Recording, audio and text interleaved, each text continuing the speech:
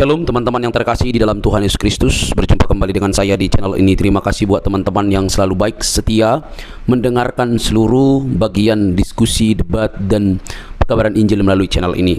Jangan lupa bagikan kepada sanak saudara supaya ada banyak orang yang dicerdaskan dan dibukakan pikirannya. Kali ini teman-teman kita akan melihat bagaimana para polemikus ini yang notabene sudah belajar tentang Islam, Quran dan hadisnya, dan mungkin mereka sudah sangat begitu sibuk mendengarkan pemaparan-pemaparan para ustadz-ustadznya, tetapi kok masih ilmunya tanggung-tanggung atau mungkin juga buta begitu ya. Nah, ketika disampaikan fakta-fakta justru mengamuk, justru kepanasan, justru kesurupan, tidak mau terima fakta yang ada.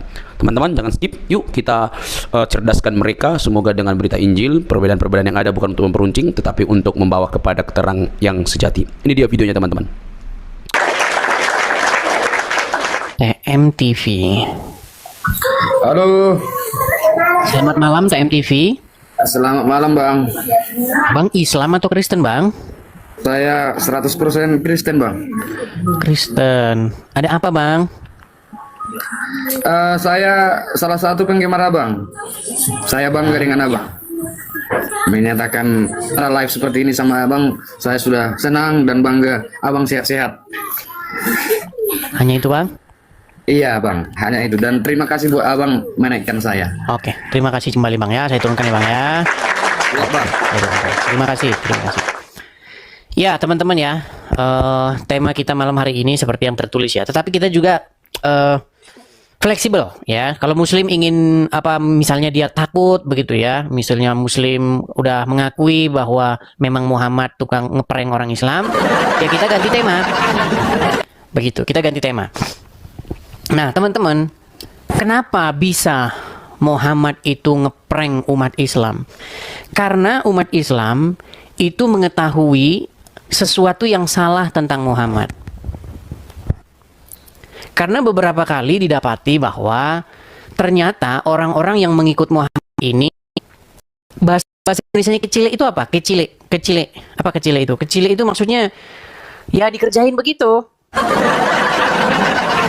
Ya, dikerjain. Jadi teman-teman, yang saya maksud di sini adalah jangan sampai nanti Anda yang muslim-muslim ini menyesal. Menyesal kenapa? Karena diprank sama Muhammad. Gimana cara ngepranknya? Nah, ini sudah kita bahas, tetapi nanti akan ada tambahan-tambahan lagi seperti itu. Ya. Ayo, seperti itu. Mulai cerita pertama dia dapat wahyu, ya kan? Kemudian bagaimana dia mengaku dikatakan bahwa dia tidak tahu siapa yang berbicara kepada dia. Islam itu kan menurut ajaran agama Islam itu dimulai dari Gua Hira. Di mana ketika itu Muhammad pergi, ini menurut cerita orang Islam ya, bertahanus. Bertahanus itu ya semedi gitulah ya. Jadi Muhammad itu bersemedi di gua. Nah, ketika dia bersemedi di Gua Hira itu, menurut ceritanya dia itu ada satu sosok. Nah, sosok ini dikatakan membawa satu lembaran begitu dan menyuruh Muhammad membaca. Bacalah katanya. Tapi Muhammad bilang, saya tidak bisa membaca. Loh.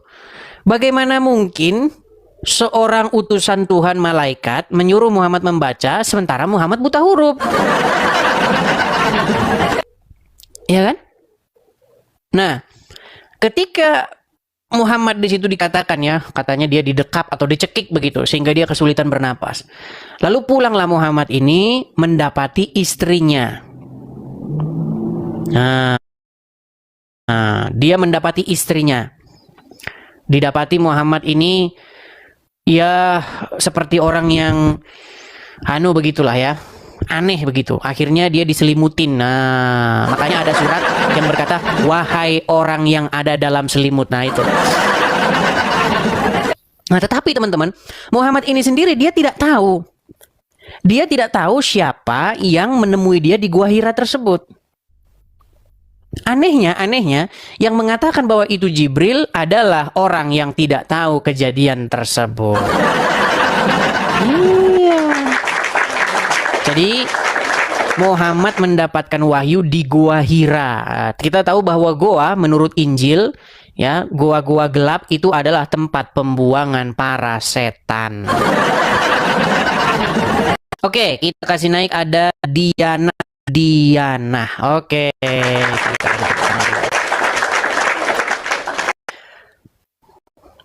ini Diana ini sudah saya naikkan, tetapi sinyalnya ini masih berputar-putar, masih loading. Makanya teman-teman, kalau kalian tidak punya sinyal jaringan kuat, jangan nekat mengajukan permintaan naik. Baik, kita kasih turun ya. Kita kasih turun. Silakan kalau mau bantah, mari kalian naik dan bantah. Ya, saya berikan kesempatan selebar-lebarnya, seluas-luasnya. Oke. Saya kasih naik Alun. Nih Alun nih kemarin sempat terhenti ya, Alun. Halo Alun. Ya, Alun, Halo, silakan selamat nyalakan malam. kamera Alun. Ya, oke, sabar. Ini Alun ini dia banyak nggak ngerti Islam ini. Dia bilang katanya Abdul Muthalib sama Abdullah itu kakak beradik. Ya, jadi kamu sudah baca? Abdul Muthalib sama Abdullah itu hubungannya kakak beradik atau tetangga atau gimana? Ya kan ayah dan anak itu. Ayah dan anak. Kamu kemarin bilangnya kakak beradik. Gimana? Oh, Oke. berarti Edis menang satu kali ya? Nah, Kamu sudah mengakui? oke, jadi begini Edis, Abang Edis. Sebentar. Kamu sudah mengakui? Mengaku? Ya kan jadi begini Edis, kan tanya saya kira apa perbedaan. Jadi menikah di hari yang sama kemudian saya kira Edis itu bingung mengenai menikah di hari yang sama kemudian anak mereka itu umur yang berbeda. Saya kira pertanyaan kan seperti itu. Padahal Bukan, maksud gini Abang loh. Edis kan menikah 3 bulan toh. Iya, mereka menikah di hari yang sama. Kemudian suami dari Aminah meninggal dunia, betul? Jangan kau bisu-bisukan, Alun. Kenapa kau harus bisu-bisukan HP-mu? Tidak perlu harus kau bisu-bisukan. Kan tidak ada background berisik di tempatmu. Ya kan? Biar diskusi kita bagus, enak diskusi. Betul? Ya terus maksud Abang Edis punya maksud gimana? Maksud saya Muhammad itu tidak mungkin anaknya Abdullah. Karena suami Aminah sudah meninggal beberapa waktu setelah pernikahannya. Kalau seandainya Muhammad itu anaknya Abdullah, maka umur Muhammad pastilah tidak jauh berbeda atau bahkan lebih tua daripada Hamzah. Ya makanya saya bilang pertanyaan Edis ini yang membingungkan. Artinya seseorang yang sudah menikah, jadi walaupun istrinya hamil, kalau meninggal itu kan tidak jadi masalah. Iya, Selain sudah masalahnya hamil, baru menikah. memang kamu ini luar biasa. Kamu ini coba gini, kita buat aja umpama lah. Saya coba menggunakan bahasa yang sederhana. Edis Sidabutar dan Alun pergi bersama-sama untuk menikah. Alun menikah dengan istrinya, Edis menikah dengan istrinya tanggal 1 November. Ada pertanyaan sampai sini? Terus? Ada pertanyaan nggak sampai sini? Ya kan kita berdua sama-sama menikah di tanggal 1 November. Di Terus tahun yang istri sama. saya hamil, terus saya meninggal di tahun yang sama. Terus istri Edis hamil, terus Edis meninggal. Itu apa salahnya di situ? Kan sudah menikah, Istri sudah saya tidur. hamil, Edis meninggal. Bukan begitu. Bukan begitu. Ya kan maksudnya Abdullah toh? Alun, Kan Abdullah yang ini meninggal kalau di kamu situ. masih tidak waras Ya. lagi, saya sudah menutup untuk diskusi dengan kamu. Dengarkan. Saya dengan istri saya hidup terus. Ya, hidup terus. Sementara Anda meninggal dunia dengan keadaan istri Anda yang hamil. Ingat, kita menikah di hari yang sama. Oke? Nah, ternyata anak dari istrimu itu 2 tahun atau 4 tahun lebih muda dari anak saya. Coba jelaskan bagaimana jalan ceritanya. Sementara kamu sudah meninggal. Oke. Jadi di sini kita harus telusuri kapan waktu menikah di situ. Kalau menikah Udah dibilang di hari yang sama. Udah kau tidur sana. Kau udah dibilang hari yang sama. Jadi teman-teman nggak tahu mereka ini memang karena sering dibenturin kepalanya ke ubin. Kalau Alun dan saya menikah di kawinan massal, ya kan, dengan perempuan yang berbeda tentu saja. Dia nikah dengan istrinya, saya nikah dengan istri saya. 3 bulan setelah pernikahan meninggal Alun. Katanya istrinya sudah hamil. Lalu bagaimana mungkin anak yang dilahirkan istrinya bisa 4 atau 2 tahun lebih muda dari anak saya? Dari mana jalan ceritanya? Masa anak saya sudah lahir, sudah berumur 2 atau 4 tahun, baru anaknya Alun lahir, sedangkan dia sudah meninggal 2 tahun yang lalu. Makanya sangat diduga kuat Aminah main strong. Iya. Sangat diduga kuat Aminah ibunya Muhammad itu dia tidur dengan pria lain, bukan dengan Abdullah. Lamban pikiranmu, lamban. Oh, gimana? Oke, kita kasih ada HM Fajri. Oh, gimana? Makanya kalian itu sukses di prank sama Muhammad. Ya, HM Fajri, silakan nyalakan kamera Anda. HM Fajri.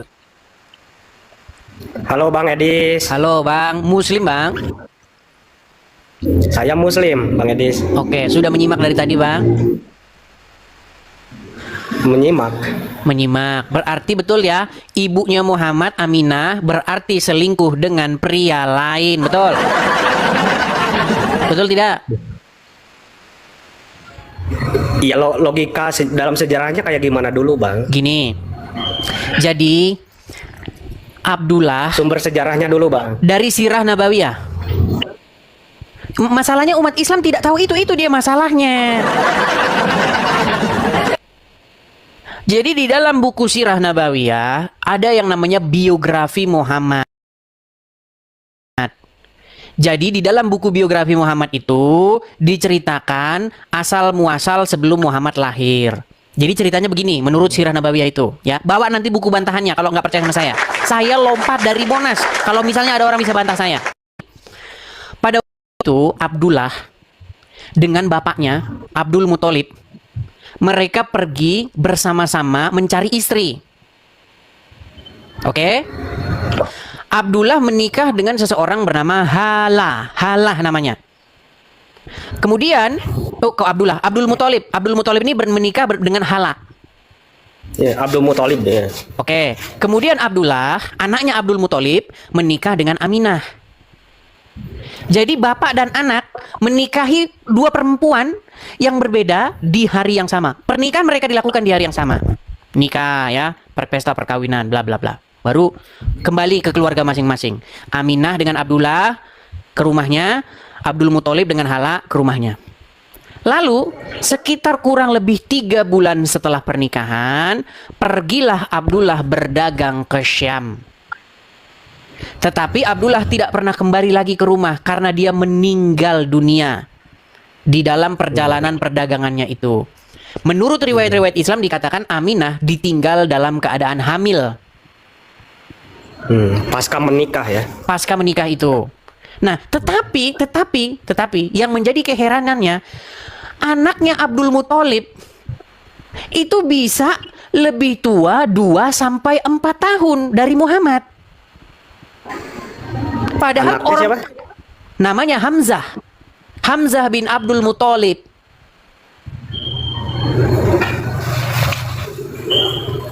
Berarti istri daripada Abdullah tidur dengan pria lain setelah suaminya meninggal. Karena umur Muhammad bisa 2 sampai 4 tahun lebih muda dari anaknya Abdul Muthalib. Sedangkan orang tua mereka, sedangkan Aminah dengan Halah itu menikah di hari yang sama. Bagaimana mungkin anaknya jatuh? Dia, waduh, jatuh gimana? Mendengar berita itu dia jatuh. Aduh, berat. Waduh, hilang dia. Hilang dia teman-teman mendengar berita tentang nabinya yang tidak jelas siapa bapaknya. Ayo silakan. Teman-teman, Kalau misalnya kamu mengatakan bahwa saya ini berdusta, bawa buku Sirah Nabawiyah dan patahkan argumen saya itu. Di dalam buku-buku sirah jelas, umur Hamzah lebih tua 2 sampai 4 tahun. Iya. Oke, kita kasih naik ada Umar. Iya, Umar. Oh, Helmi. Ya, Helmi, silahkan nyalakan kamera. Iya siap. Muslim ya, Bang? Soalnya Bang, jangan ngelawan ini, Bang. Bang, coba jangan ada matahari di belakang, Bang. Maksudnya lampu itu silau. Coba. Nah, gitu loh, Bang. Ya. Bang Helmi Muslim? ada ragu-ragu sedikit ini. Enggak, tapi Muslim. Tidak Muslim, tidak Katolik. Ini kafir. Di KTP tertulis apa? Tidak ada agama. Tidak Bang ada Idris. agama. Maksudnya di KTP, maksudnya di KTP tidak ada agama. Abang punya KTP? Ada, tapi tidak ada agama. Abang dari mana asalnya? Saya dari orang Timur. Dari orang Timur. Orang Timurnya di mana, Bang? NTT, Bang. NTT. Biasanya kalau NTT itu biasanya Kristen, Bang. Soalnya saya tidak. Iya, maksudnya di KTP tertulis apa? Karena biar jelas nanti. Abang ini ragu terhadap Kristen kah? Ragu terhadap Islam kah? Bagaimana? Tidak semua saya percaya, Bang. Makanya saya mau tanya Abang. Bukan, maksud saya di KTP dulu. Di KTP tertulis apa? Orang mau taruh agama, saya tidak mau. Baik, kalau begitu karena dia tidak jelas, jadi saya turunkan dulu ya. Saya turunkan. Maksud saya begini, kalau kamu misalnya Kristen, kamu meragukan Kristen, kamu juga boleh di sini bertanya kepada saya. Begitu loh. Tapi kalau kamu tidak jelas, gimana saya mau menjelaskan kamu? Ya, yuk. Kita kasih naik ada Umar. Oke, Umar, selamat malam Umar. Silakan nyalakan kamera Anda. Ya, Ya, malam. gimana Umar? Baik. Selamat malam Umar. Sudah dengar tadi bahwa ternyata Muhammad anak dari bapak yang nggak jelas? Sudah dengar? Ya, bentar. Semalam saya bilang sama Anda, saya boleh nanya. Anda bilang boleh. Tapi kalau Bentar. tiba-tiba Iya, tulis iya, saya. boleh nanya. Tapi saya tanya dulu. Anda sudah dengar tadi bahwa Muhammad itu tidak jelas bapaknya? Iya, bentar. Kita klarifikasi dulu. Waktu aku naik ke Komal Anda belum nanya boleh. Tiba-tiba Anda tulis saya. Sekarang Anda bilang boleh. Nanti tulis saya lagi Anda. Tenang, Umar, tenang. Ya. Tarik napas dulu, Umar. Tarik napas. Hembuskan. Wah, gitu. Tenang. Santai. Itu suara TV bisakah dimatikan dulu? Karena TV-nya ikut Oke, diskusi matikan di sini. Oh ya, siap. Enggak. Oke, udah mati. Oke. Dah. Tadi saya sedang membahas mengenai pernikahan pernikahan Aminah dengan pernikahan Hala di hari yang sama. Lalu yang menjadi pertanyaan, suaminya Aminah ini meninggal setelah pernikahan, beberapa lama setelah pernikahan. Tapi bagaimana mungkin Aminah punya anak yang lebih muda 2 sampai 4 tahun dari anaknya Hala, sedangkan mereka menikah di hari yang sama. Ya. Coba Anda jelaskan. buka dalilnya. Anda buka dalilnya. Di dalam buku-buku Sirah Nabawiyah. Aku paham soal Anda tuh di buku apa-apalah, tapi dibuka, dibaca. Kemarin sudah saya baca. Begini saja, kalau begini, kamu jangan gini. Kalau kamu mengatakan bahwa sumber saya itu salah, bunyi sumber yang kamu baca bagaimana? Ilmu saya nggak sampai ke sana. Nah, kalau tidak sampai, kenapa kamu membantah saya? Berarti Ya, Anda buka. sudah saya bukakan berkali-kali di dalam buku Sirah Nabawiyah, riwayat hidup Nabi Muhammad, risalah hidup Nabi. Di situ diceritakan bagaimana ibunya Muhammad Aminah dengan ibunya Hamzah menikah di hari yang sama. Tetapi bagaimana mungkin Hamzah lebih tua 2 sampai 4 tahun dari Muhammad? Sedangkan suaminya Aminah sudah meninggal. Berarti Aminah tidur dengan pria lain setelah suaminya meninggal karena umur Muhammad lebih muda 2 sampai 4 tahun.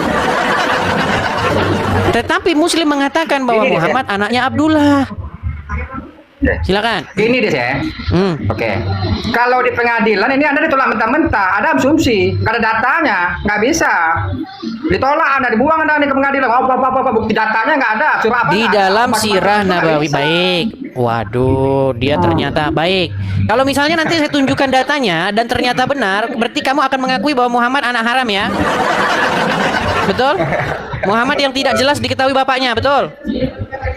Iya, bentar ya. Aku pun udah jelasin ke pemuja-pemuja Anda. Ilmu Anda cuma framing doang, gue bilang. Nggak ada ilmu Anda. Udah jelasin, tapi framing pemuja Anda tuh apa? Otaknya ada gimana? Coba buka datanya, buka dalilnya, kan gitu. Baik, Kalau- baik, Kalau Muslim baik. awam, bentar. Kalau Muslim awam bisa Anda obo-obo iring ini, obo-obo gini-gini. Kalau saya nggak bisa. Baik, Coba buka baik. datanya. Baik. Baik ya. Nih, saya akan balikan dulu. Waduh, luar biasa ya mereka ini ya.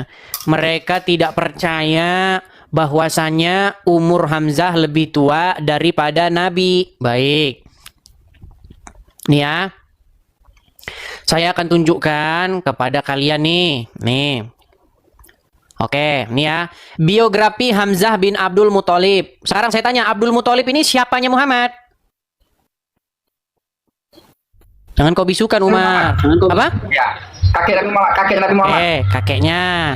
Ternyata Abdul Muthalib bukan kakeknya nanti. Karena ternyata Muhammad bukan anaknya Abdullah. Baik, saya tunjukkan. Nih. Hamzah bin Abdul Muthalib. Sebentar, nih saya bacakan nih. Hamzah bin Abdul Muthalib dilahirkan di Mekah sekitar tahun 568. Merujuk dari tahun dilahirkan ini, usia Hamzah diperkirakan lebih tua 2 tahun dari Nabi Muhammad. Sudah jelas? Umur Hamzah lebih tua 2 tahun? Ya. Oke, nah sekarang kamu tahu tidak bahwa ibunya Hamzah dengan ibunya Muhammad itu menikah di hari yang sama? Lanjut, aduh. Kalau ibu mereka menikah di hari yang sama, bagaimana mungkin Hamzah lebih tua 2 tahun dari Muhammad? Sementara suaminya Aminah itu sudah meninggal 3 bulan setelah pernikahan.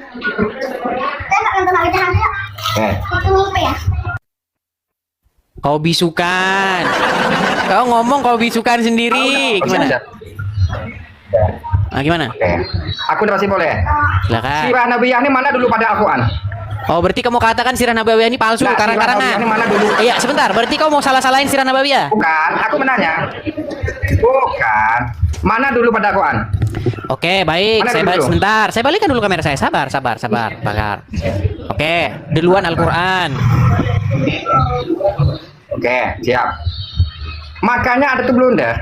Waktu aku diskusi dengan Anda, kami umat Islam ini cukup percaya Al-Quran saja, tidak boleh percaya dengan kitab sesudahnya. Oke. Tapi sekarang Anda pakai kitab sesudahnya.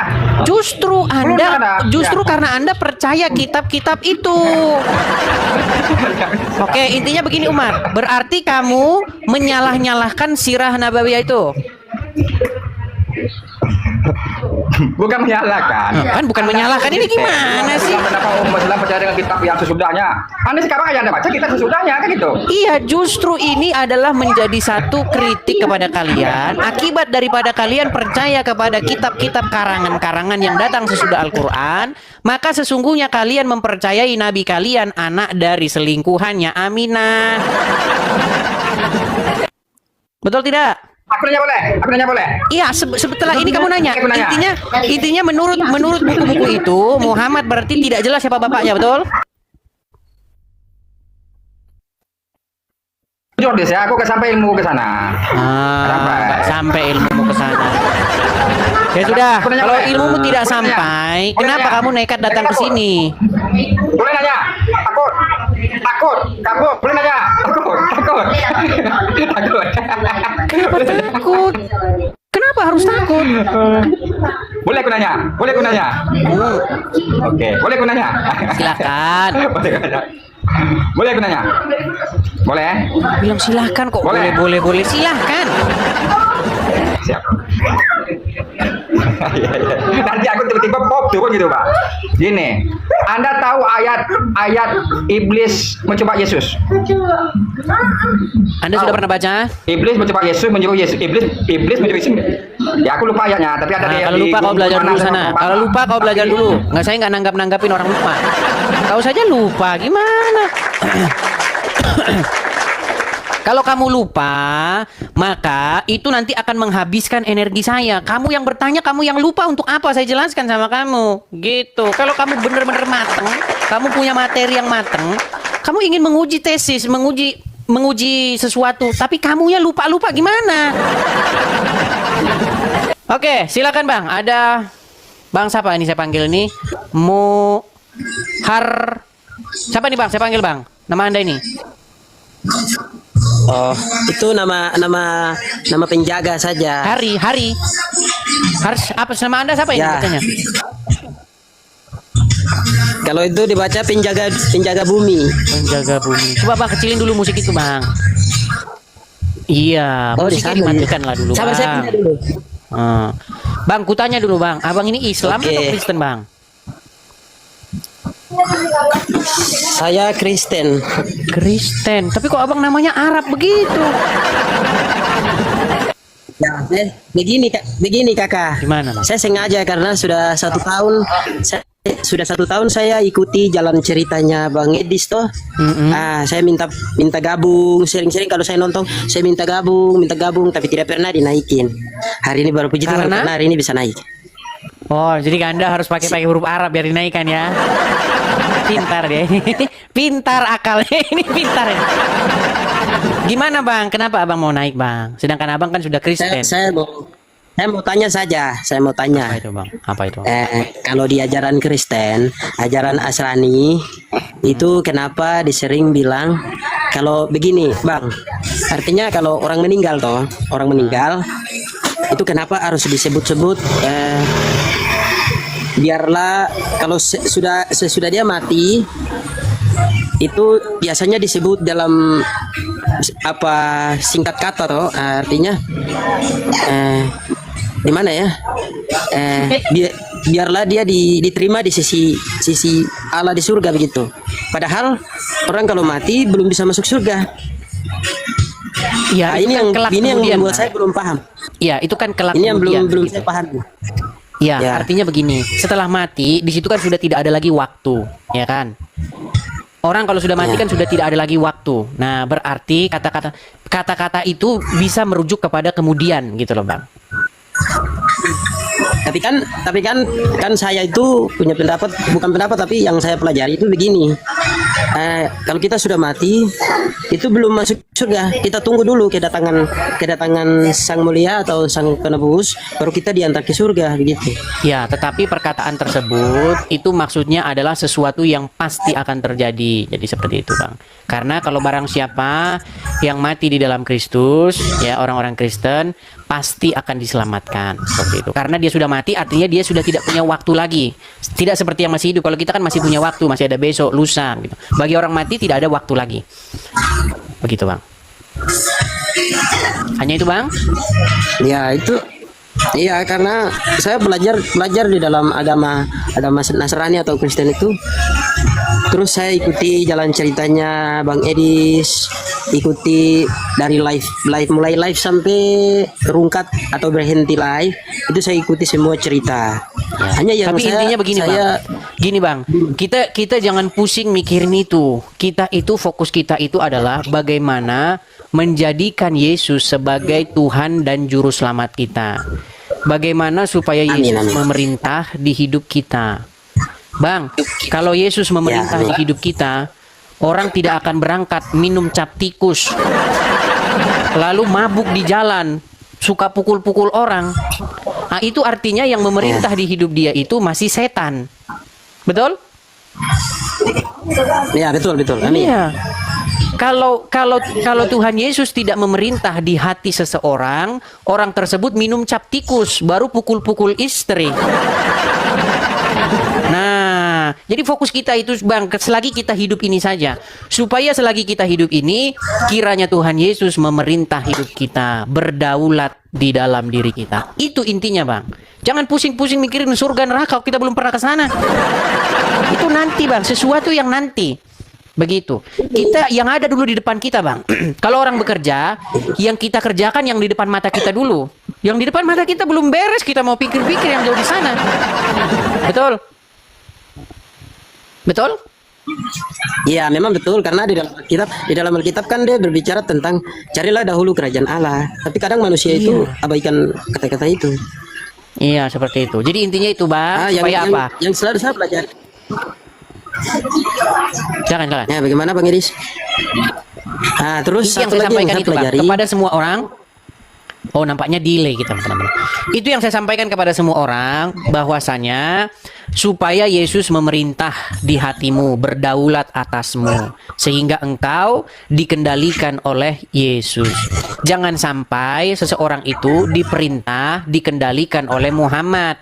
Karena kalau dikendalikan oleh Muhammad, nah seperti tadi, pukul-pukul istri, tambah-tambah istri, kawin cerai.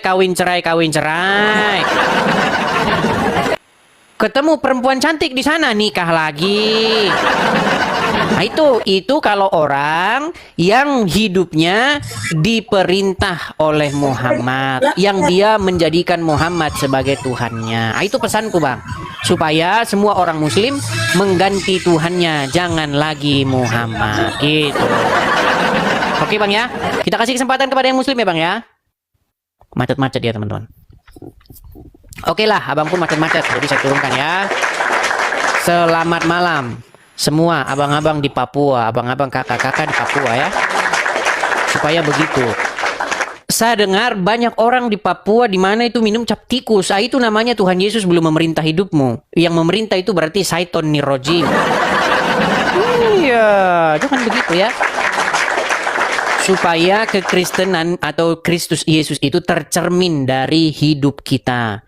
Jangan bikin malu nama Tuhan ya, seperti itu. Oke, kita kasih naik ada Syamsul doang. Coba kita kasih naik Syamsul doang. Ya, Syamsul. Apa kau Samsul pangeran mata buta? Oh, pangeran. Tadi saya naikkan Samsul, ternyata pangeran dan sudah marah-marah. Nampaknya spirit Muhammad ada pada diri pangeran ini, makanya kerjanya ngamuk, marah, takbir, Allahu Akbar. Silakan nyalakan kamera pangeran. Urusan Allah. Iya, kameramu nyalakan dulu. Tuhan Yesus yang diutuskan. Pangeran, kameramu nyala, kemudian diskusi. Sabar. Silakan. Hei, terlalu ngeluar Nabi Muhammad.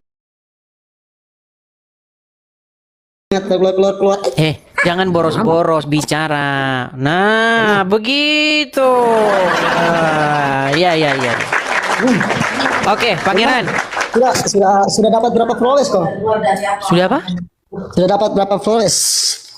Dapat berapa, Pak? Sudah dapat uang berapa yang kau dapatkan? Sudah kau pendirikan itu? Sirik saja. Sabar. Sirik dia. Benar rumah apologet sudah berdiri, Pak. Oh, rencananya bulan 11. Santai saja, ya kan? Progres masih berjalan. Ini kalau pengikut Muhammad nih. Wah, rokok, mabuk, jalan terus. Yang penting asyhadu alla ilaha illallah, masuk surga. Alhamdulillah, mudah-mudahan bibirmu tuh Pangeran, tenang, Ya. Pangeran. Jangan marah-marah, Pangeran. Tarik nafas, hembuskan. Oke. Selalu Pangeran. Anda mengeluarkan Nabi Muhammad. Emangnya ada bahasa lain kah? Dengan Nabi Muhammad saja. Pangeran, dengar dulu. Ya. Coba tanya dulu sama Abdul Somad dengan Dunditan. Apakah tidak ada bahasan lain kah selain Kristen gitu bilang? Ini kalian ini suka-suka kalian. Kalau kalian bahas Kristen, oh terus Allahu Akbar, Allahu Akbar. Giliran dibahas Islamnya, tidak ada bahasan lain kah? Ya, betul, kan. Terus rumah apologet sudah kau berdirikan kah? Itu ada satu pendeta lagi cari-cari kau itu. Itu bilang rumah apologet. Siapa?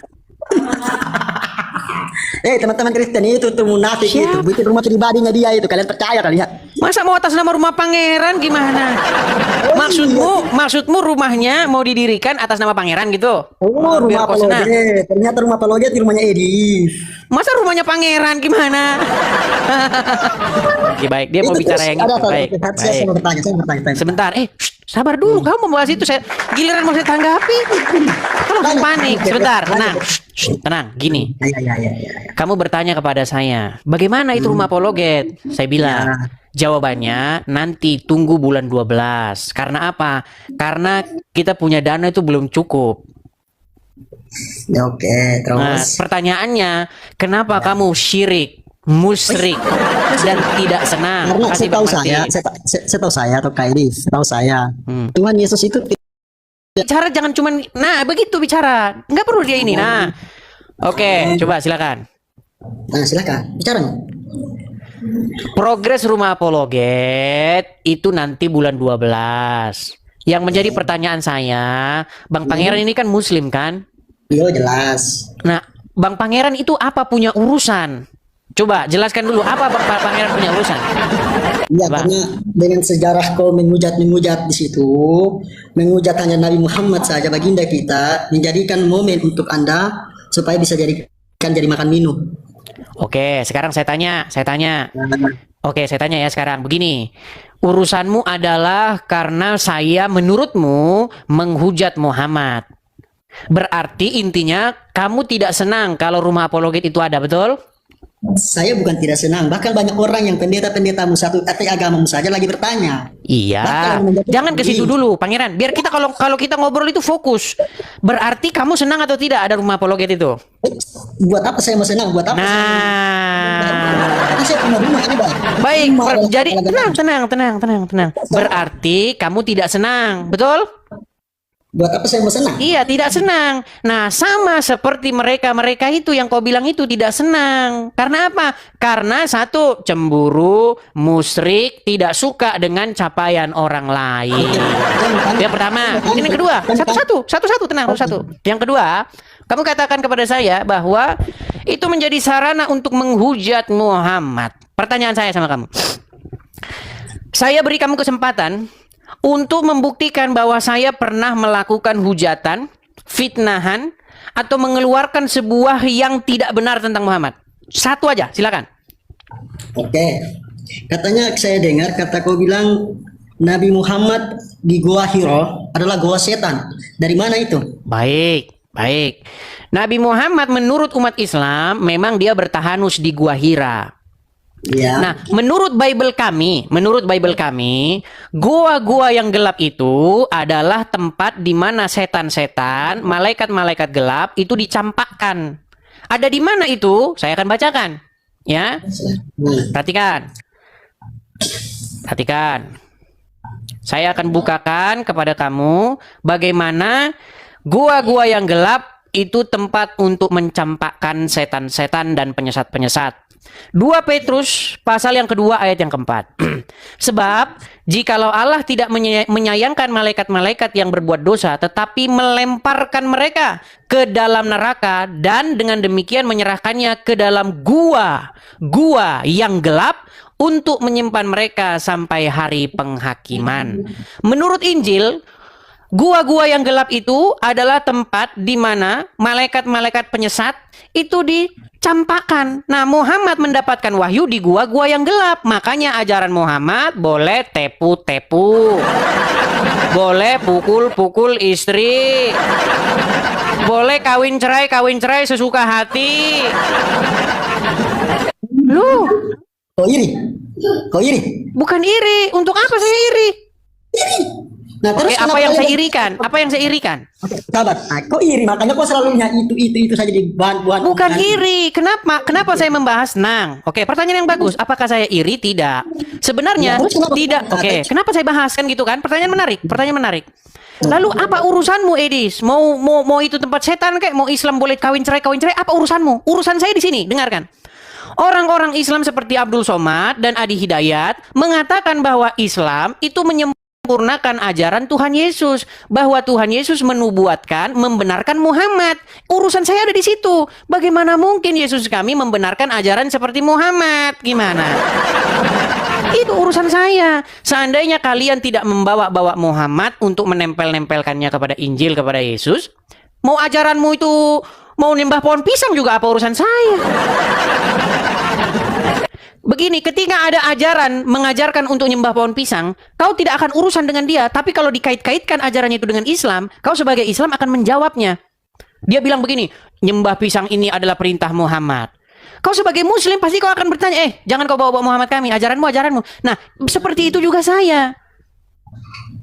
Kalau kau yang mau berdebat sama yang ada berwajib. Jangan kau Oke, membawa. berarti kau sudah akui bahwa ilmumu tidak ada. Wih, apa? Berarti kau sudah akui bahwa ilmumu tidak ada.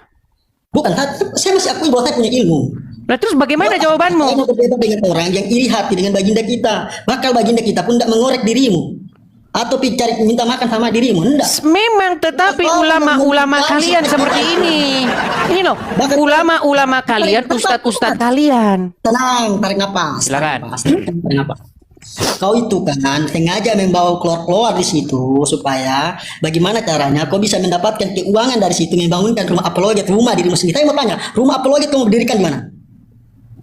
Mau tahu aja? Inggris. Di Inggris. Makasih, Dep. Dengar. Inggris. Baik, pertanyaan yang bagus. Kau buat begini supaya terima kasih Martin. Oh, semakin banyak tuh kasih singa, kasih paus nih. Pangeran Suseteres. Sumber seteres sudah dekat. Kalau saya pribadi, saya tidak meminta kayak kalian. Cie. Saya mendirikan pribadi ini. Yuk, mana ada begini, Pangeran? Mana ada yang mau ngasih kamu karena kau pakai buat beli rokok?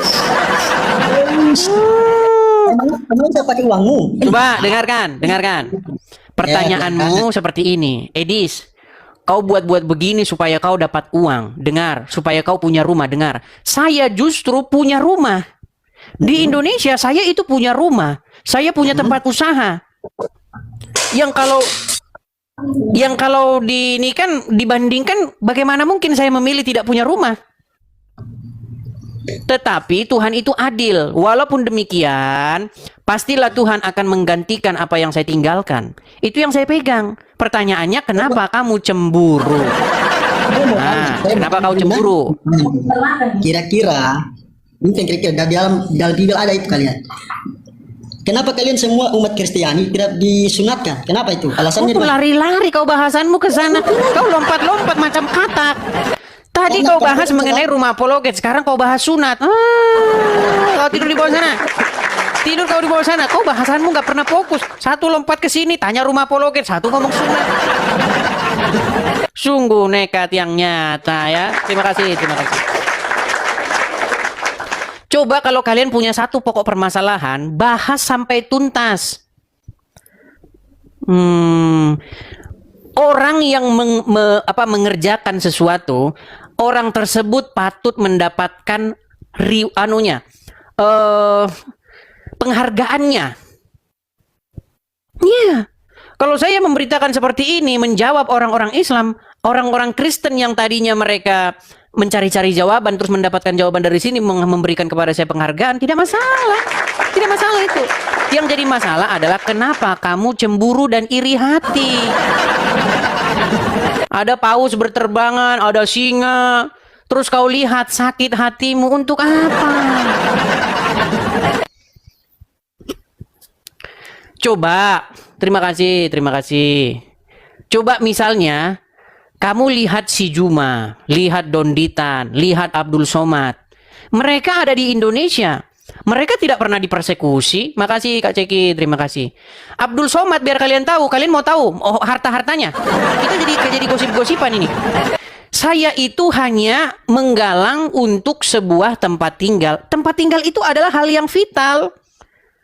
Tempat tinggal itu adalah kebutuhan dasar, bukan kebutuhan yang, coba ketika kalian sekolah, apa kebutuhan primer manusia?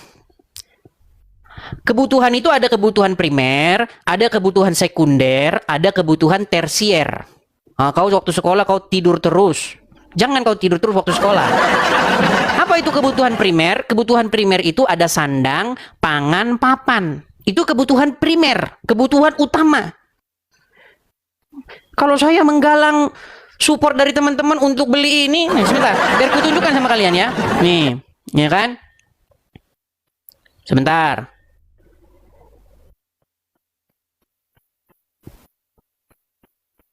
Bentar nih, saya kasih tunjuk sama kalian ya. Memang kalian ini luar biasa. Sibuk kalian, sungguh atit hati kalian ini dengan saya ya.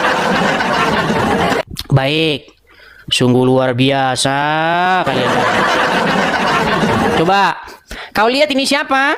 Siapa ini? Siapa ini? Abdul Somad ini. Kau tak tahu siapa Abdul Somad? Senyum Ustadz Abdul Somad sumringah di atas motor Harley Davidson. Ah, ini Abdul Somad nih Ustadz kalian. Gimana kalian ini? Apa kalian kira Abdul Somad itu hidupnya seperti Nabi yang katanya susah, mau makan saja susah? Kenapa sih kamu seperti itu? Buat apa? Nanti saya tunjuk lagi mobil-mobil mewahnya Abdul Somad, nanti kamu diam. Mau saya tunjukkan lagi Zuma, gimana? Biar kalian tahu. Kenapa kalian ini? Yang namanya tempat itu adalah hal yang terutama atau dasar, begitu. Kecuali Edis TV mau bikin hal-hal yang misalnya aneh-aneh, begitu nah baru. Tapi ini semua virus-virus ini disebarkan oleh Rudy Iskariot. Saya heran dengan Rudy Iskariot itu. Penonton-penonton sudah mensupport dia untuk mendirikan rumah anak terong. Nah, sudah mensupport dia untuk mendirikan gereja. Sudah mensupport dia untuk mendirikan ini itu panti asuhan bla bla bla. Sudah disupport dia. Giliran ada seorang apologet ingin mensupport tempat rumah apologet, dianya tidak mau. Pokoknya semua harus sama saya. Itulah yang saya sebut dengan sifat rakus atau sifat serakah. Begitu. Memangnya yang perlu tempat cuma Rudy Iskariot saja kan? Tidak. Apologet-apologet lain juga perlu tempat mereka. Kalau mereka sudah punya rumah sebenarnya kan tidak perlu tempat lagi. Seperti itu. Hanya operasional. Seperti itu kan. Kalau Rudy Iskariot dia nggak boleh. Pokoknya semua harus sama dia itu. Saya tahu otaknya dia itu. Saya tahu. Ya seperti itu.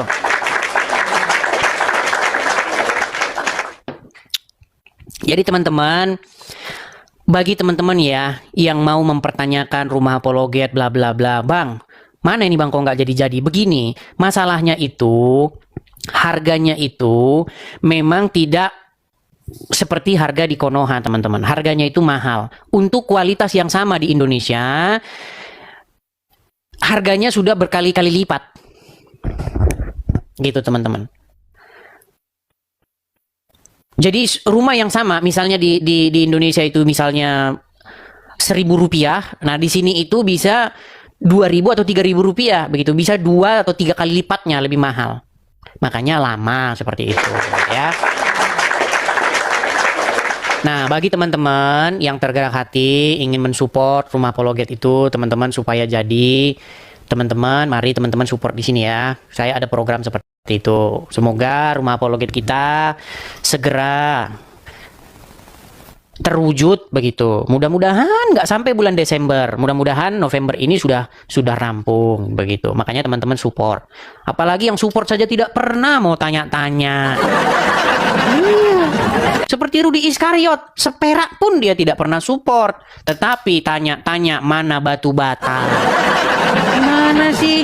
Orang support saja tidak pernah. Gimana ya? Silakan teman-teman bisa tangkap layar, screenshot di situ teman-teman. Nanti teman-teman ada berkat berlebih, teman-teman bisa support di situ ya. Mari teman-teman. Sampai saat ini teman-teman Edis TV atau saya Edis Sidabutar teman-teman belum punya tempat. Begitu teman-teman. Mari kita sukseskan supaya saya Edis TV itu punya tempat yang saya sebut dengan rumah apologet seperti itu. Ya. Iya. Oke, saya balikan lagi kamera saya. Sedikit sebelum kita lanjutkan lagi ya. Sedikit sebelum kita lanjutkan. Biar teman-teman tahu nih kronologis peristiwanya. Saya ceritakan satu kali lagi. Ini iseng-iseng karena dia menyinggung-nyinggung tadi kan. Jadi semua itu berawal dari ketika saya sedang live seperti ini. Waktu itu kurang lebih ditonton ya sekitar 20-an ribu orang. Waktu saya sedang live, masuklah anak Batak alias Rudy Simamora. Sama-sama Rudy namanya ya. Ngomong sama saya bahwa dia itu minta tolong diurus kasus hukumnya. Dia minta tolong kasus hukum loh ya. Saya perlu mau buat banding ke Mahkamah Agung, bla bla bla bla kata dia. Terus saya kan teringat, loh, bukannya udah diurusin sama Rudy Yohanes alias sang debater? Oh, Tidak ada seperak pun sampai kepada saya. Ah, itu omongan anak bapak. Gara-gara omongan yang secuil itu mengamuklah Rudi Iskariot. Ternyata memang dia tidak mengurusi kasusnya. Dia hanya mau mengurusi pra-peradilan saja. Seperti itu. Itu sebenarnya urusan mereka. Lalu dia menjalar kemana-mana. Seperti itu. Ya tanya. Saya hanya sebagai orang yang menyampaikan pesannya anak Batak saja. Begitu loh.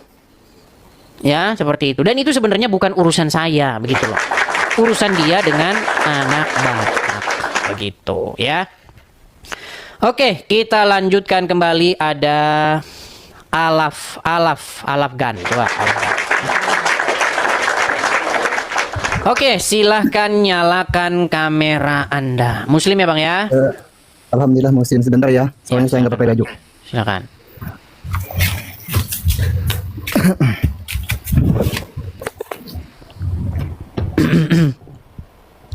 Coba Rudi Iskariot suruh sini coba. Kalau dia berani suruh sini.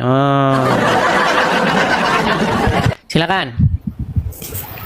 Mana berani Rudi Iskariot ke sini, saudara-saudara? Wah, Bang, kenapa masker-maskeran begitu, Bang? Oke lah, saya tanya dulu. Ini Abang Muslim ya? Alhamdulillah Muslim. Muslim. Apa yang Anda sampaikan, Bang? Gini ya Mas Edis ya. Saya mau nanya, Yesus itu kelahirannya di mana ya? Menurut Bible di Bethlehem. Bethlehem itu Palestina apa di Israel itu? Ya sama itu Bang. Yang Anda maksud Palestina itu mana dulu? Karena karena ya kita nggak usah bahas politik-politik seperti itulah. Intinya di Bethlehem sampai sekarang tempatnya masih ada di kota Daud. Artinya itu kan masuk Israel ya? Ya betul. Nah pertanyaan saya, Yesus itu kan lahir di Israel ya. Kenapa agama Kristen itu cuma 1% aja di Israel? Artinya Yesus ini ajarannya tidak diterima di kampung halamannya gitu loh. Bahkan umat Kristen yang ada di Israel itu ditendang Bang, dicaci maki diludahin, nggak diterima gitu loh. Terus, kayak gimana ceritanya? Artinya ajaran Yesus ini tidak benar gitu loh. Yesus ini hanya tokoh fiktif. Artinya, kenapa bisa artinya begitu? Bukan artinya Bang, fakta gitu loh Bang. Oke baik. Saya akan lupa. Baik. Bentar bang. Silakan. Kalau Nabi Muhammad ya, dia kan Nabi Muhammadnya lahir di Arab. Masuk akal lah, soalnya di negara Arab ini kan mayoritas Islam, 99% Islam, wajar kan? Artinya agama Islam ini ajarannya benar gitu loh, ajaran Nabi Muhammad ini. Sedangkan Yesus ini kelahiran di Israel. Faktanya di Israel ini ajaran Yesus tidak diterima di kampung halamannya, di kantong sendiri tidak diterima. Ini benar kan ajarannya ini? Gitu loh. Sudah. Secara logika aja Bang. Ya kan? Sudah belum? Ini di Israel ini sudah 2000 tahun loh ya, agama Kristen ini. Pengikutnya sedikit, cuma 0,1% gitu loh. Sedikit sekali. Bang, jangan diulang-ulang lagi, Bang. Abang mau ngulangin berapa kali? Sudah belum? Biar saya jawab. Oke, silakan dijawab. Baik, saya jawab. Baik. Jadi menurut bangunan berpikirmu bahwa jikalau Bani Israel atau orang-orang Yahudi itu menolak, maka otomatis ajarannya itu menjadi tidak benar gitu. Benar. Baik, saya gunakan logikamu ya. Ajaran Muhammad diterima nggak diterima oleh Bani Israel nggak, orang-orang Yahudi nggak? Masalahnya kalau misalkan aduh, tenang. Ajaran Muhammad, Bang, gini loh. Saya itu menggunakan pola pikirmu untuk menghajar pola pikirmu sendiri. Mas Edis, Nabi Muhammad itu kelahiran. Kamu tadi kan sudah bicara. Boleh nggak saya bicara gantian? Boleh saya bicara gantian? Silakan. Baik. Menurut logikamu, karena orang-orang Yahudi atau Bani Israel menolak, maka ajarannya itu tidak benar. Sementara Muhammad dan ajarannya itu tidak diterima oleh Bani Israel dan tidak diterima pula oleh orang-orang Yahudi. Betul atau salah? Ada sebagian betul, tidak diterima. Ya kalau sebagian ya sama, Kristen pun juga diterima sebagian oleh orang-orang Yahudi. Masalahnya Nabi Muhammad itu bukan lahir di Israel, wajar aja dia tidak diterima di Israel. Baik. Ini kan sekarang masalah kelahiran ya. Baik. Bentar. Tidak masalah. Saya akan tunjukkan satu ayat di dalam Al-Quran. Kamu kan percaya dengan Al-Quran ya? Berarti kamu sedang menghajar. Apakah saya boleh berbicara? Kenapa kamu kok seperti panik gitu ketika saya jawab? Silakan bicara aja. Oke. Ketika kamu membaca Al-Quran, betul tidak bahwa Bani Israel itu dikatakan sebagai bani yang bebal, yang membunuh nabi-nabi? Saya ini Mas Edis ya, saya ini kalau masalah Al-Quran tidak terlalu begitu begitu tahu juga ya. Berarti kamu sedang memaki isi Quranmu sendiri. Itu menurut Mas Edis. Itu menurut Mas Edis. Baik, saya akan tunjukkan ya ayat-ayatnya ya. Baik, saya tunjukkan.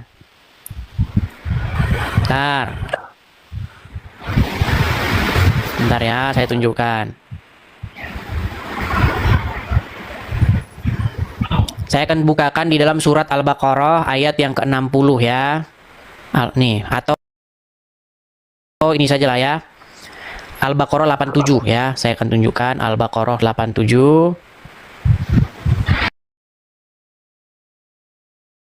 Jadi patokanmu adalah karena ada seorang Bani Israel lahir di tengah-tengah orang Bani Israel, orang Yahudi, kemudian ditolak sama Bani Israel, berarti ajarannya itu nggak benar ya. Baik. Dia sedang memaki isi Qur'annya. Oke, Al-Afgan, silakan lihat sini.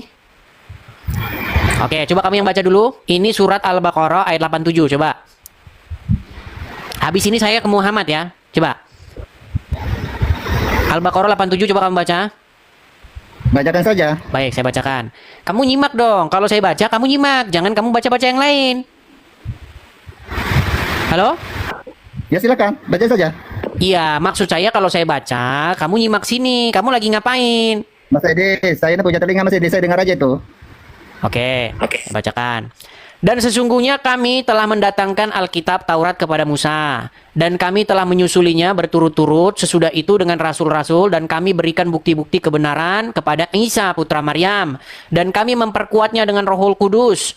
Apakah setiap datang kepadamu seorang rasul membawa sesuatu pelajaran yang tidak sesuai dengan keinginanmu, lalu kamu menyombong?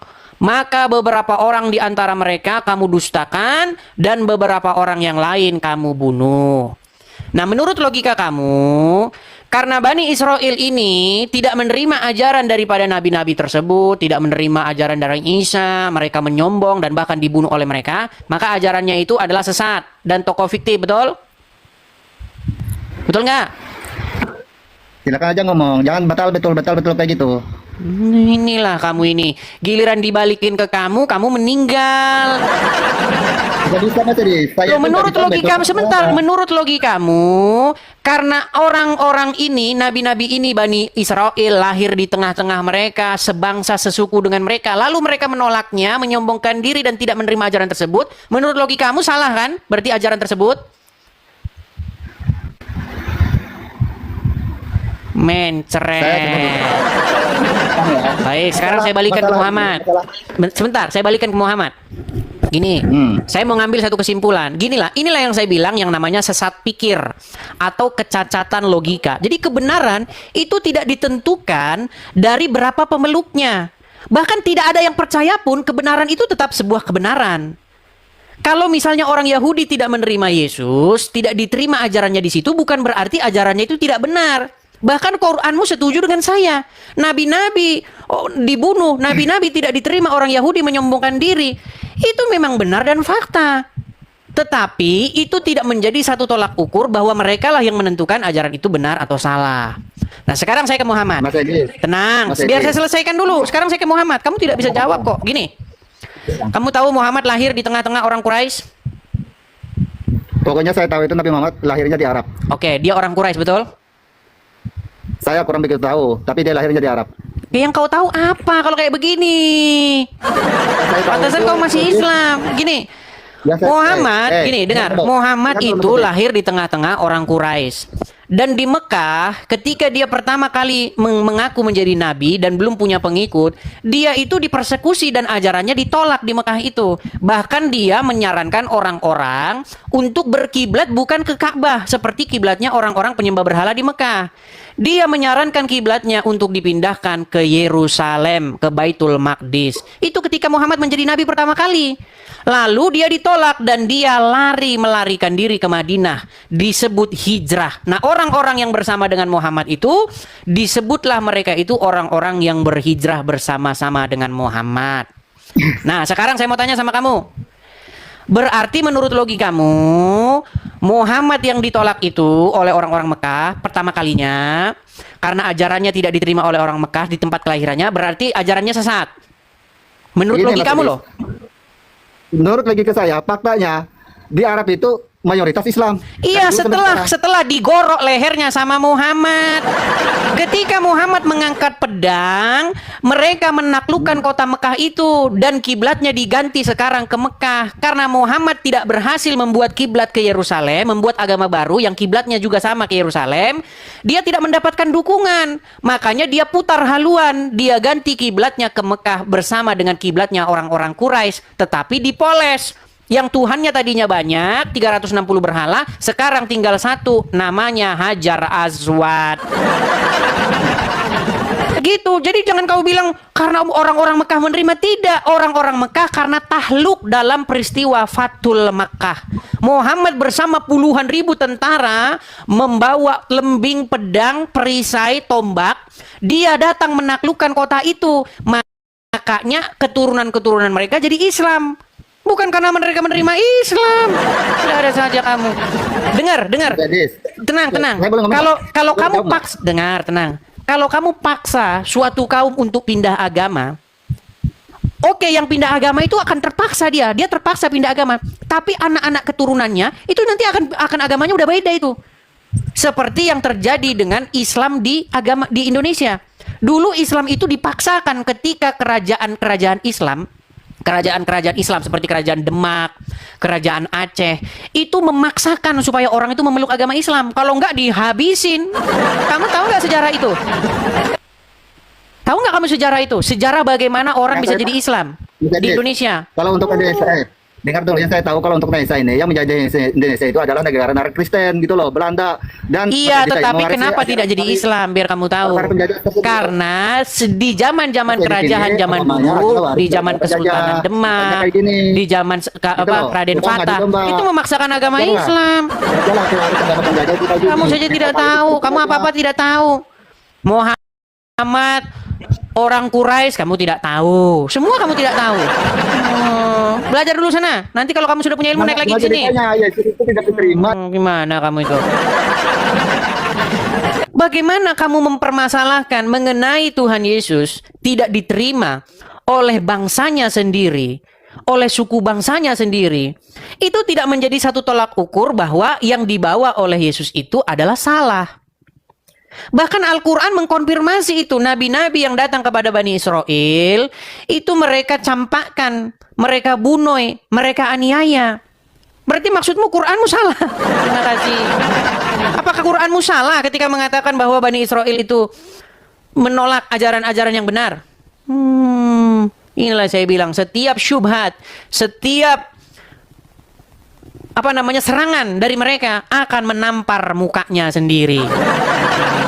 Itu. Lalu apa kata Rasul Paulus? Nah ini makanya ya. Kata Rasul Paulus begini. Jikalau ketidaktaatan orang-orang Yahudi, itu kan pembangkangan, pemberontakan.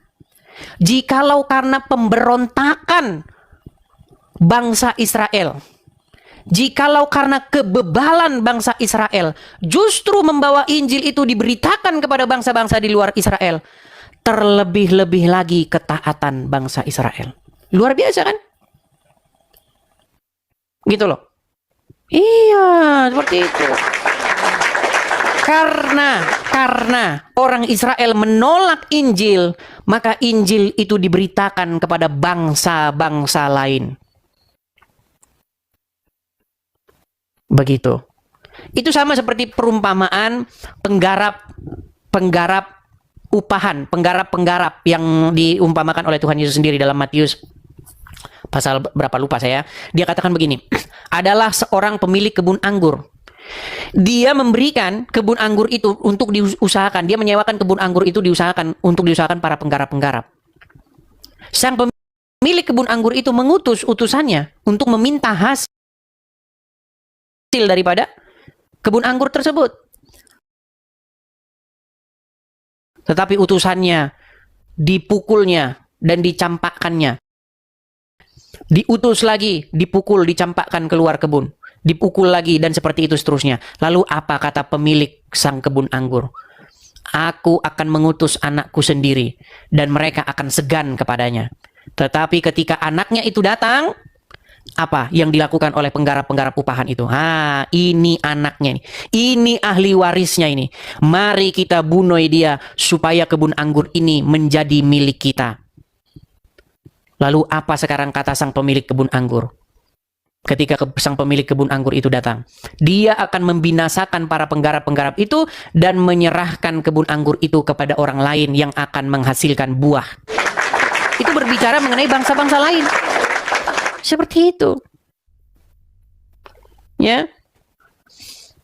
Lalu kata Rasul Paulus tadi, kalau orang Yahudi saja memberontak, karena pemberontakan orang Yahudi, itu Injil sampai kepada bangsa-bangsa lain, bangsa-bangsa lain mendapat berkat, apalagi karena ketaatan orang Yahudi.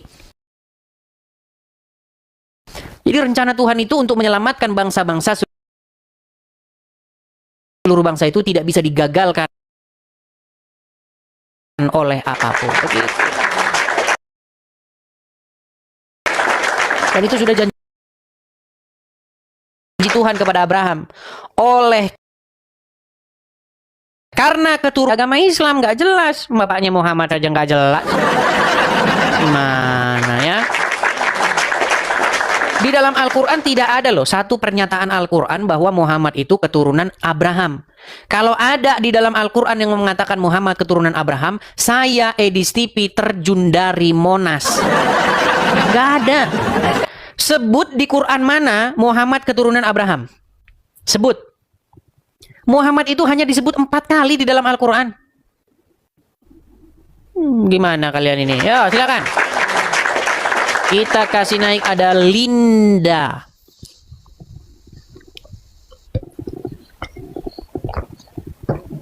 Ya, Linda. Iya, Muhammad itu hanya disebut 4 kali di dalam Al-Quran.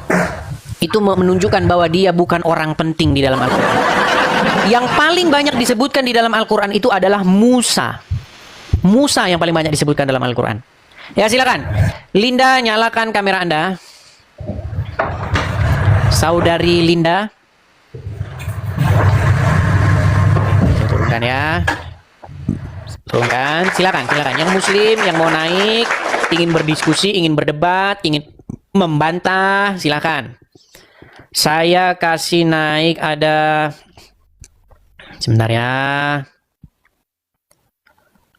Saya pilih dulu ini ya, yang kira-kira dari namanya ini kira-kira berkualitas. Sebentar. Edis TF. Oh, Edis TF. Saking mereka ini siriknya sama saya itu. Sirik bener sama saya. Sampai segitunya kalian itu sirik sama saya. Mana tadi Edis TF? Maksudnya Edis TF itu maksudnya Edis transfer. Sirik mereka ini. Susah hati mereka, gundah gulana, menderita. Oke, kita kasih naik, ada Astaumbu. Astaumbu. Selamat malam Astaumbu. Oke, Astaumbu saya turunkan dulu. Saya lanjutkan yang lain. Kita kasih naik, ada Bang Agian. Siapa ini Bang Agian? Arnur Galai. Ya, Arnur Galai, silahkan nyalakan kamera Anda. Arnur Galai. Halo? Ya, halo. Ya, silakan nyalakan kamera Arnur Galai. Anda mengajukan permintaan naik, apa tujuannya? Silakan nyalakan kamera. Sorry Bang, sorry. Salah pitching nanti tadi. Baik, saya turunkan ya. Coba jangan salah pencet terus ya, biar nggak mengganggu ya teman-teman ya. Teman-teman sekalian, kalau misalnya kalian menonton Edis TV, pastikan kalian itu jangan salah pencet-pencet. Jangan asal-asal kau penceti semua. Ya. Ibarat kata kalian ini masuk ke dalam ruang kabin pesawat. Kau pencet-pencet ada tombol, pencet. Jangan begitu teman-teman ya. Ya, tolong ya. Dilihat saja ya. Oke, kasih naik ada Ariel Ongol.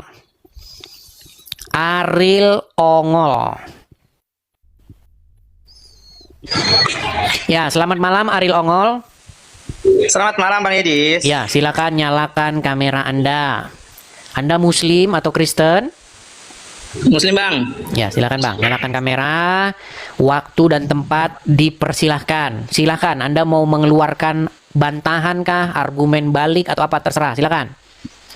Apa yang mau Anda sampaikan Bang? Judulnya apa dulu ini Bang? Judulnya Bang, kita akan apakah sebuah diskusi ataukah kita berdebat atau gimana ini Bang? Diskusi ataupun debat antara Islam dan Kristen. Judulnya Muhammad sukses ngeprank umat Islam. Jadi kita diskusi Bang ya, artinya dalam artian kita kalau diskusi kita harus artinya seperti ini. Kalau kita diskusi berarti kita harus memahami pembicaraan kita masing-masing. Oke, jadi sebelum kita berbicara, biarkan Abang berbicara dan saya berbicara juga tanpa ada potong-potongannya Bang ya. Silakan. Jadi Abang ini bilang tadi Muhammad ini ngeprank umat Muslim ya? Iya. Ngeprank kayak gimana Bang? Kata Muhammad, namanya itu tertulis di dalam Injil dan Taurat. Bahkan ciri-ciri Nabi yang akan datang itu terperinci. Bahkan dikatakan orang-orang Yahudi, ahli kitab, Nasrani, mengenal Muhammad seperti mereka mengenal anak mereka sendiri. Betul? Ya. Nah, selamat kalian kena prank sama Muhammad. Kenapa saya katakan kena prank sama Muhammad? Ternyata apa yang diomongin Muhammad tidak benar sama sekali. Tidak ada namanya tertulis dalam Taurat dan Injil. Ciri-ciri kenabian berupa tompel atau daging di punggung sini yang hitam berbulu begitu, tompel lah itu bahasa Indonesianya. Tidak pernah ada disebutkan dalam Taurat dan Injil. Berarti umat Islam diprank sama Muhammad. Silakan bantah. Kalau Abang bilang kayak gitu, kita sebagai umat muslim nggak pernah merasa juga sih Bang kita diprank, kita nikmatin aja.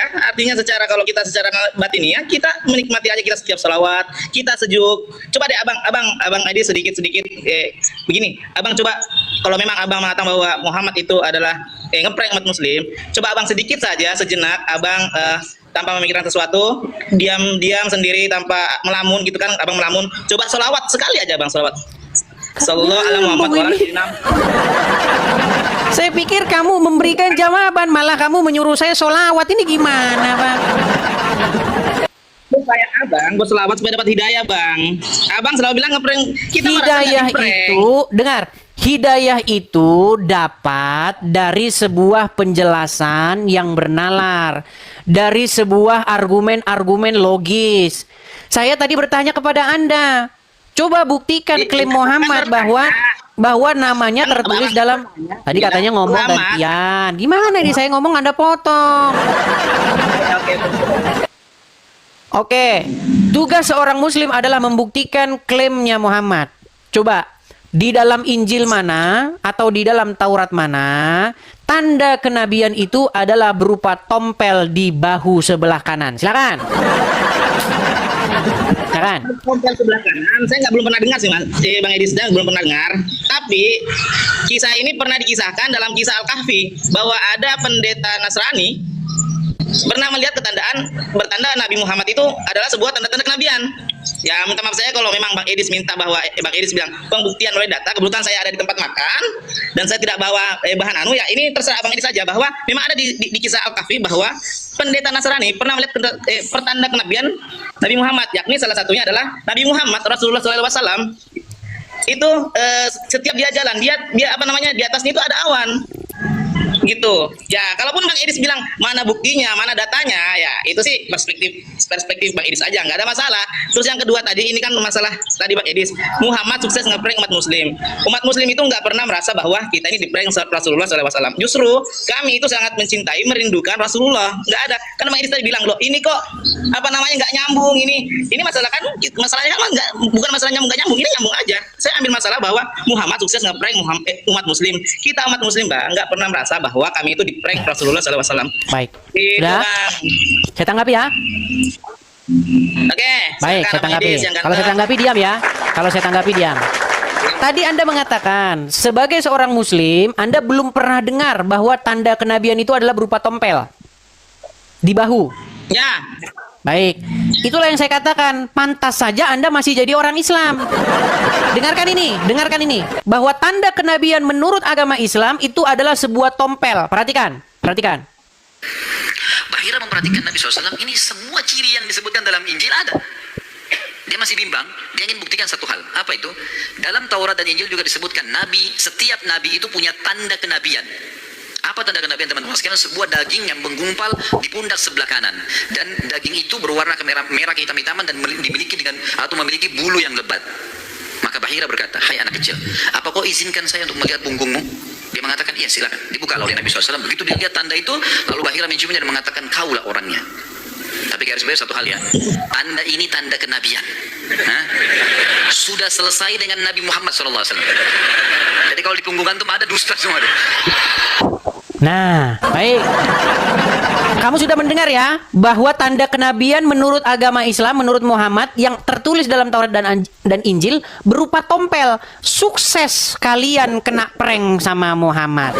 Karena apa? Tanda kenabian di dalam Injil ataupun dalam Taurat bukan tompel, tetapi tertulis di dalam Ulangan 18 ayat 18. Barang siapa yang berkata demi namaku bahwa besok akan terjadi begitu, tetapi tidak terjadi, itulah orang yang aku tidak menyampaikan firman kepadanya. Itu tandanya. Tetapi kalau terjadi yang dikatakannya, jika dia berkata besok akan terjadi dan akan terjadi, maka itulah tandanya bahwa aku berfirman kepadanya. Itu tanda kenabian, bukan tompel. Sekarang, nih, bentar. Saya tunjukkan kepada Anda mengenai di dalam surat Al-Kahfi. Ini juga menjadi bukti bahwasanya Muhammad pastilah bukan nabi. Perhatikan. Tadi kamu mengatakan di dalam surat Al-Kahfi ada orang yang menguji Muhammad. Baik. Saya tunjukkan kepada Anda. Di dalam surat Al-Kahfi ayat yang ke-22. Ini adalah surat yang latar belakangnya adalah orang yang menguji kenabian Muhammad. Kalau kau betul-betul nabi, wahai Muhammad, coba berapa jumlah anjing yang masuk ke dalam gua Al-Kahfi? Perhatikan jawaban Muhammad. Perhatikan. Nanti ada orang yang akan mengatakan jumlah mereka. Jumlah mereka itu maksudnya jumlah anjing. Adalah 3. Orang yang keempat adalah anjingnya. Dan yang lain mengatakan jumlah mereka adalah 5. Yang keenam adalah anjingnya. Sebagai terkaan terhadap barang yang gaib. Dan yang lain lagi mengatakan jumlah mereka 7 orang. Yang ke-8 adalah anjingnya. Katakanlah, Tuhanku lebih mengetahui jumlah mereka. Muhammad ditanya, ayo Muhammad, kalau kau betul-betul nabi, coba kalau kau betul-betul nabi, berapa jumlah yang masuk ke dalam gua Al-Kahfi? Coba sebutkan. Ternyata jawaban Muhammad apa? Katakanlah, Tuhanku lebih mengetahui jumlah mereka. Tidak ada orang yang mengetahui bilangan mereka kecuali sedikit. Karena itu, janganlah kamu Muhammad bertengkar tentang hal mereka, kecuali pertengkaran lahir saja, dan jangan kamu menanyakan tentang mereka, pemuda-pemuda itu, kepada seorang pun di antara mereka. Ternyata wahyu dari Allah adalah Tuhanku lebih mengetahui. Nah, kalau bikin begini, kalau cuman jawab, Edis, coba kalau kau benar-benar diutus oleh Tuhan, betul-betul diutus Nabi, coba berapa jumlah yang masuk ke gua Al-Kahfi? Tuhanku lebih tahu. Kalau cuma ngomong gitu, Lia Eden juga bisa. Lu kalau cuma ngomong Tuhanku lebih tahu. Ya nih, kita lihat tafsir-tafsirnya ya. Perhatikan. Nih tafsir-tafsirnya nih. Sebagian dari monggo. Saya sebenarnya lebih senang aja sih lihat Bang Edi artinya menjelaskan isi Al-Qur'an daripada beberapa ustaz yang saya kenal. Iya, Anda saja senang kok. Iya. Nih, perhatikan nih. Lanjut. Sebagian dari orang-orang yang larut dalam pembicaraan tentang urusan para pemuda penghuni gua dari kalangan ahli kitab mengatakan mereka berjumlah 3 orang, yang keempat adalah anjing mereka. Golongan yang lain mengatakan enggak, 4 orang, yang kelima adalah anjing mereka. Ungkapan dua pihak itu hanyalah omongan dengan dasar praduga belaka tanpa bukti, dalil yang benar. Golongan ketiga menyebutkan mereka berjumlah 7 orang. Yang ke-8 anjing mereka. Katakanlah wahai Rasul, Tuhanku lebih mengetahui jumlah mereka. Ternyata Muhammad tidak memberikan jawaban. Muhammad hanya mengatakan Tuhanku lebih mengetahui. Ah, ini kalau cuma ngomong begini ya Doraemon, Nobita juga bisa. Mana jawabannya? Berapa jumlahnya? Masa Tuhanku lebih mengetahui? Wahyu apaan itu Tuhanku lebih mengetahui? Oh, silakan tanggapi. Oke, Bang Agus, Bang Edis, gini, Bang Edis kan tadi mengatakan bahwa Muhammad tidak tahu karena tidak tahu, yang lebih tahu adalah Tuhannya, gitu kan dalam firman itu tadi ya, betul? Mereka ingin menguji Muhammad. Wahai Muhammad, kalau kau betul-betul nabi, coba apa saja, berapa jumlah orang yang masuk ke gua Al-Kahfi? Berapa yang masuk? Ada yang ngomong 3. Ternyata Yang ke-4 anjingnya. Ada yang ngomong 4, yang ke-5 anjingnya, terus begitu. Terus Muhammad itu ditanya, kalau kau betul-betul nabi, coba berapa jumlah yang masuk ke gua Al-Kahfi? Tanya Tuhanmu. Ternyata kata Muhammad, Tuhanku lebih mengetahui. Tidak ada jawaban. Gini Bang Edis, oke, saya tidak ada masalah juga karena itu, karena memang dalam artian Rasulullah itu bahwa jiwanya yang pemurah, dia artinya dalam artian dia tidak akan memberikan hal-hal yang tidak diketahui kecuali ada firman langsung yang turun kayak gitu. Bahkan ada beberapa orang pendeta Yahudi pernah bertanya sama Rasulullah, bahkan Rasulullah itu tidak menjawab, dia diam. Bahkan para sahabat-sahabat bilang, ya Rasulullah kok kamu diam? Dia diam sampai besok harinya Jibril turun dan memberikan wahyu kepada Rasulullah. Besoknya baru Rasulullah menjawab. Karena Rasulullah itu tidak mau berbohong, dalam artian dia lebih baik diam daripada harus menjawab sesuatu hal yang tidak ditahu gitu, Bang Edis. Iya, yang menjadi masalah begini, Bang. Bagaimana mungkin Allah mewahyukan bahwa Allah lebih mengetahui jumlah? Kan Muhammad itu kan di-challenge. Jadi ada tantangan loh, tantangan. Kalau kamu betul-betul nabi, coba berapa yang masuk ke gua Al-Kahfi? Ternyata, hai nabi, katakan kepada mereka, Tuhanku lebih mengetahui jumlah mereka. Bilang aja Allah dan Muhammad nggak tahu juga.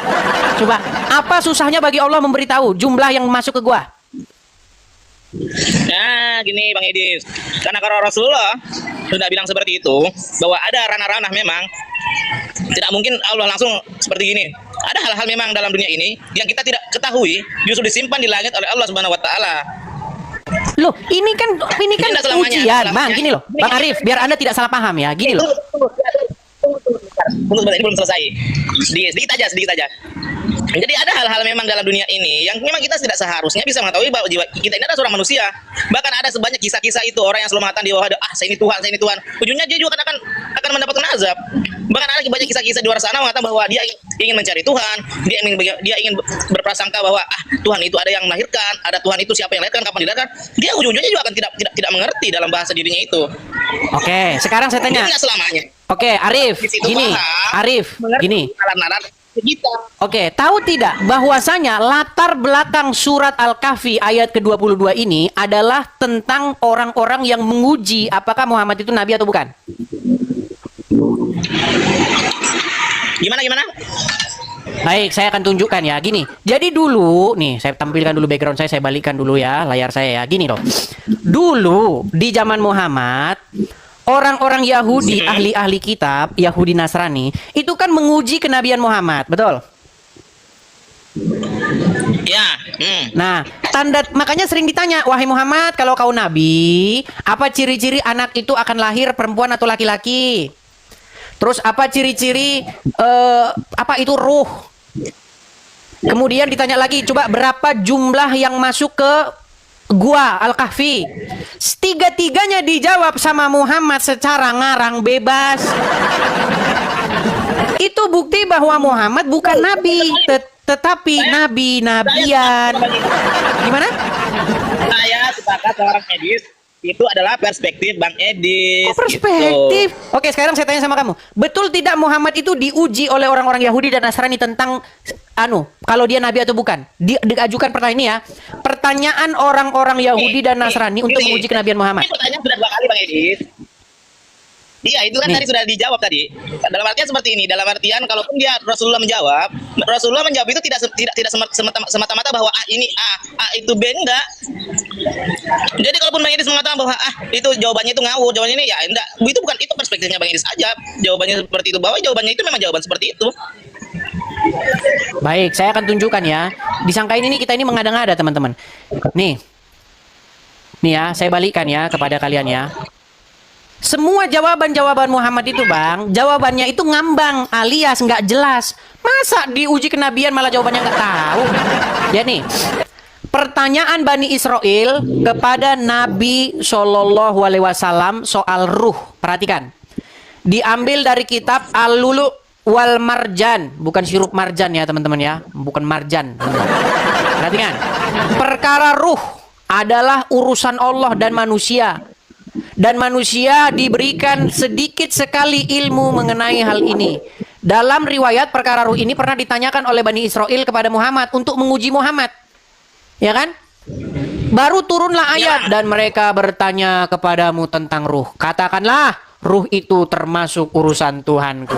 Bilang aja Muhammad tidak tahu. Terus nih.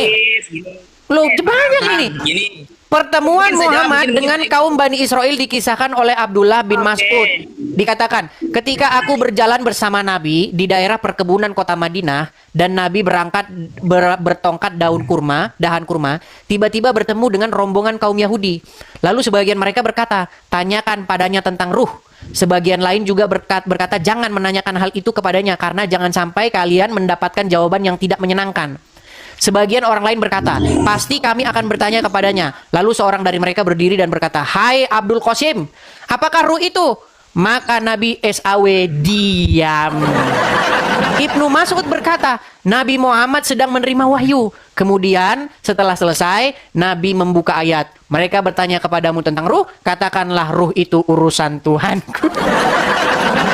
Jadi Muhammad ini pintar sekali dia ngarang wahyu. Itu urusan Tuhan.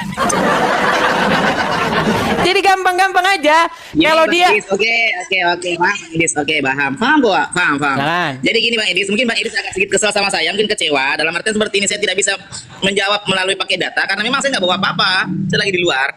Jadi intinya kalau Rasulullah SAW Muhammad, kalau dia dipertanyakan tentang sesuatu hal yang gaib, karena sesuatu yang gaib itu adalah yang paham tentang gaib adalah Allah Subhanahu Wa Taala. Gak ada satupun manusia yang kalau ditanya tentang sesuatu hal yang gaib itu adalah sesuatu hal yang menyesatkan kalau dijawab secara ngawur, karena itu ada ranahnya Allah, gitu Bang Idris. Bahkan sampai sekarang pun kalau ada yang mengatakan bahwa saya bisa melihat ini, melihat itu, bahwa itu orang manusianya bisa dipertanyakan ini manusianya ngawur atau tidak. Tapi Rasulullah tidak, setiap dia ditanya tentang sesuatu hal yang gaib, dia mending diam, atau mungkin jawabannya saya diserahkan kepada Allah Subhanahu Wa Taala, karena Allah yang lebih tahu apa yang ada di dunia ini. Karena Rasulullah kan memang diutus ke dunia ini atau untuk menyebarkan agama Islam, menyampaikan wahyu-wahyu Allah, menyampaikan ajaran-ajaran Islam, kayak gitu Bang Idris. Oke, baik. Oke, sekarang yang saya tanyakan kepada kamu, betul tidak bahwasanya Muhammad diuji dengan pertanyaan-pertanyaan seperti itu? Ini sebenarnya bukan diuji sih dalam artian, karena memang ini ada salah satu apa ya? Kalau ujian pertanyaan itu enggak begitu seperti bagaimana juga sih kalau Rasulullah. Dalam artian ujian itu bukan hanya pertanyaan, itu hanya ujian apa ya? Kita juga dikasih ajar juga kalau masalah ujian pertanyaan, ya kita jawab aja, kalau tidak ditahu ya kita serahkan saja.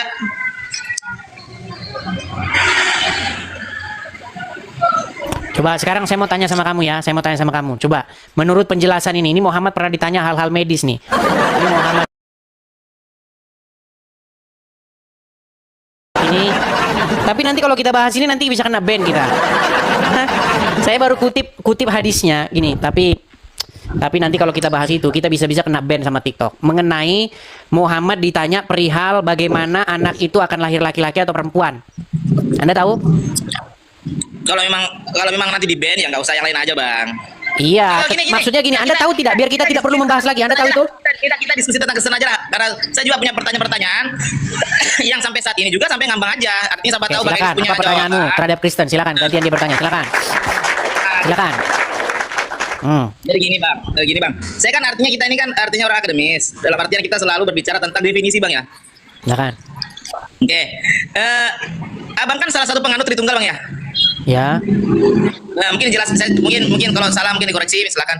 Jadi Tritunggal itu adalah Allah Bapa, Allah Anak, dan Roh Kudus gitu ya Bang ya. Cocok ya? Sebenarnya tidak ada istilah Allah Anak, Allah Roh Kudus, nggak ada seperti itu. Jadi di dalam Bible Tritunggal itu berbicara mengenai bagaimana Bapa di surga, kemudian Sang Firman dan Roh Kudus yang adalah satu.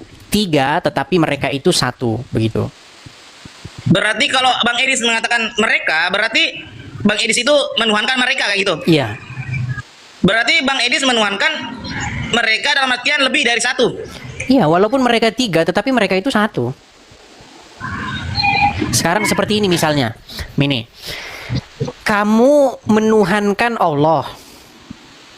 Ya. Oke? Yang dimaksud menuhankan Allah itu pengertiannya gimana? Menuhankan Allah dalam artian kita mematuhi perintahnya dan meninggalkan larangannya. Oke, mematuhi perintahnya dan menjauhi larangannya. Itu adalah bentuk menuhankan Allah, betul? Ya. Oke. Ketika kamu menuhankan Allah, yang kamu katakan mematuhi perintahnya dan menjauhi larangannya, betul tidak itu? Yang kamu patuhi dan kamu jauhi larangannya itu adalah Al-Quran. Gimana? Kamu kan menuhankan Allah. Caranya gimana menuhankan Allah itu? Caranya adalah dengan mematuhi Allah, mematuhi perintahnya dan menjauhkan larangannya, betul? Menjauhi larangannya. Oke. Betul tidak? Itu Anda lakukan dengan cara mematuhi Al-Quran, mentaati Al-Quran, menjalankan perintah Al-Quran, dan menjauhi larangan Al-Quran.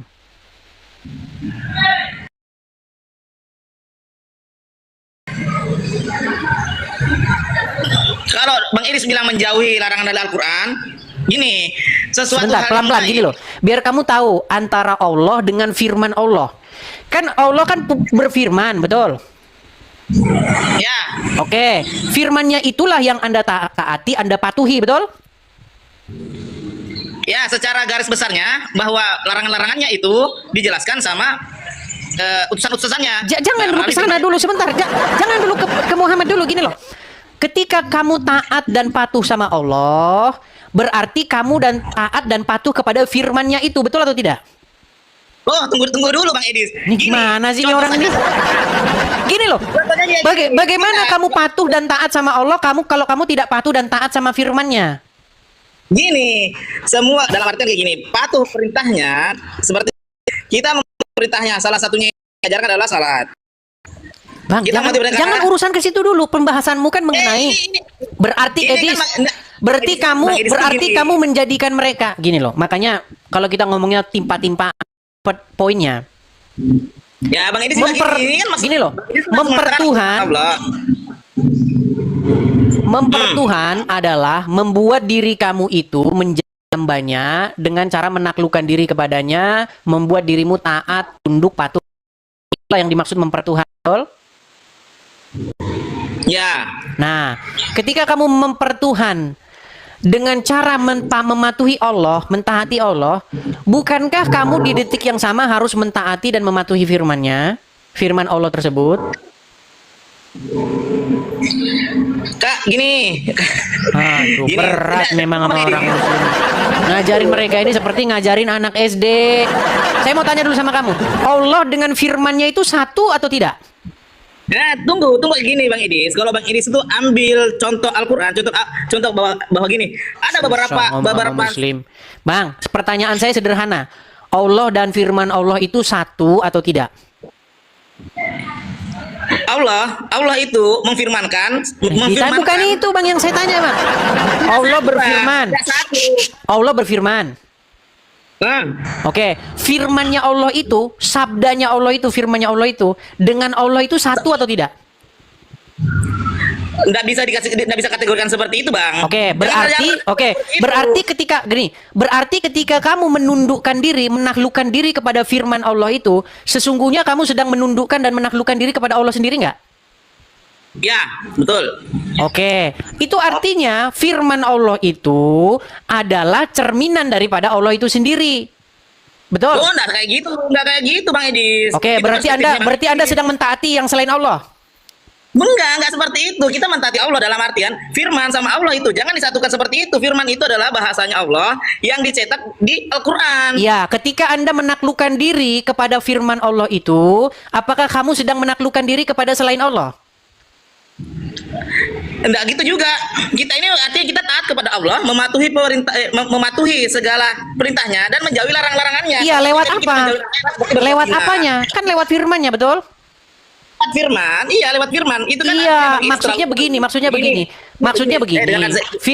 Firman daripada Allah itu adalah bagian atau cerminan atau gambaran daripada Allah sendiri. Ketika Anda takluk kepada firman-Nya, Anda taat, patuh, tunduk kepada firman-Nya, sesungguhnya Anda sedang taat, tunduk dan patuh kepada Allah itu sendiri, betul? Ya, gini Bang Edi. Kok susah banget sih kamu memahami itu? Saya bisa mengatakan, Bang Edi itu cerdik loh. Saya paham sekali Bang Edi. Setiap Bang Edi mengatakan pertanyaan betul, saya akan terjebak dari kata betul-betul itu tadi. Kok susah kamu ini? Begini loh, kekristenan itu, gini loh. Bahwa Allah itu seperti Tritunggalnya Bang Edi. Kita ini Allah. Saya tidak mengatakan begitu. Saya ingin mengatakan begini, Arif.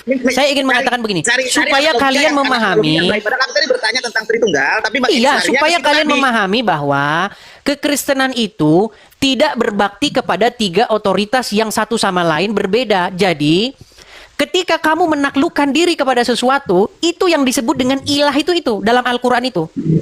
Ilah itu artinya sebuah otoritas yang menguasai dan mengendalikan kamu. Jadi di dalam Al-Quran dikatakan la ilah. Jangan ada ilah, jangan ada suatu otoritas. Jangan ada satu pemerintah maksudnya. Kecuali Allah. Maksud dalam agama Islam itu supaya Allah lah yang menjadi ilahmu, otoritasmu, yang menguasai kamu. Harus Allah saja. Nah, ketika Allah menjadi otoritasmu yang memerintah kamu, maka kamu harus patuh menundukkan diri sama Allah. Kalau kamu menundukkan diri sama Allah, Allah menyuruh kamu untuk menundukkan diri kepada Muhammad. Makanya Allah menyuruh umat muslim untuk tahluk, tunduk, patuh kepada Muhammad.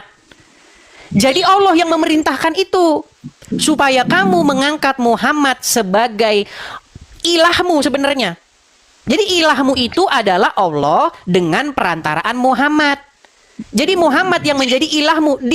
Secara nyata itu sebenarnya Muhammad itu yang nyuruh kamu masuk kamar mandi pakai kaki kiri, nyuruh kamu begini, nyuruh kamu begitu. Kamu dikontrol oleh Muhammad. Nah, makanya di dalam agama Islam, atiullah wa atiur rasul. Bahkan barang siapa yang taat kepada Muhammad, sesungguhnya dia telah taat kepada Allah. Nah, di dalam agama Kristen, Bang, saya mau kasih tahu begini. Yang memerintahkan untuk menjadikan Yesus sebagai Tuhan itu adalah Bapa di surga sendiri.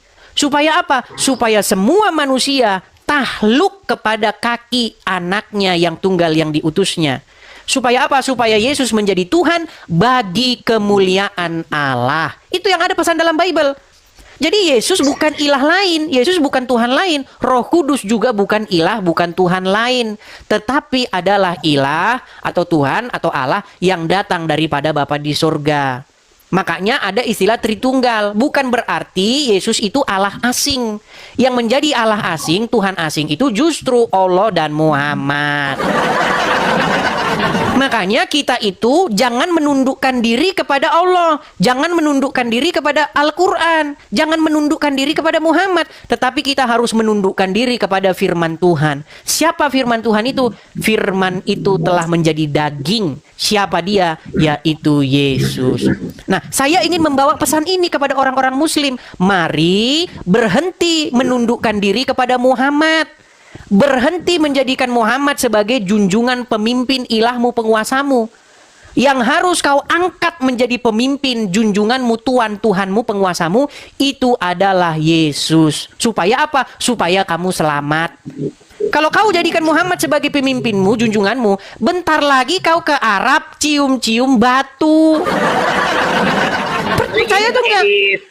Bang Edis kan bilang tadi, saya kutip bahasanya yang sederhana saja tadi, bahwa Bang Edis mengatakan bahwa firman sudah menjadi daging sebagai juru selamat, gitu Bang ya? Ya, dikatakan di dalam Injil Yohanes pasal yang pertama. Oke, dan firman gini, itu telah menjadi manusia. Bang Edis terlalu banyak bicara juga nih.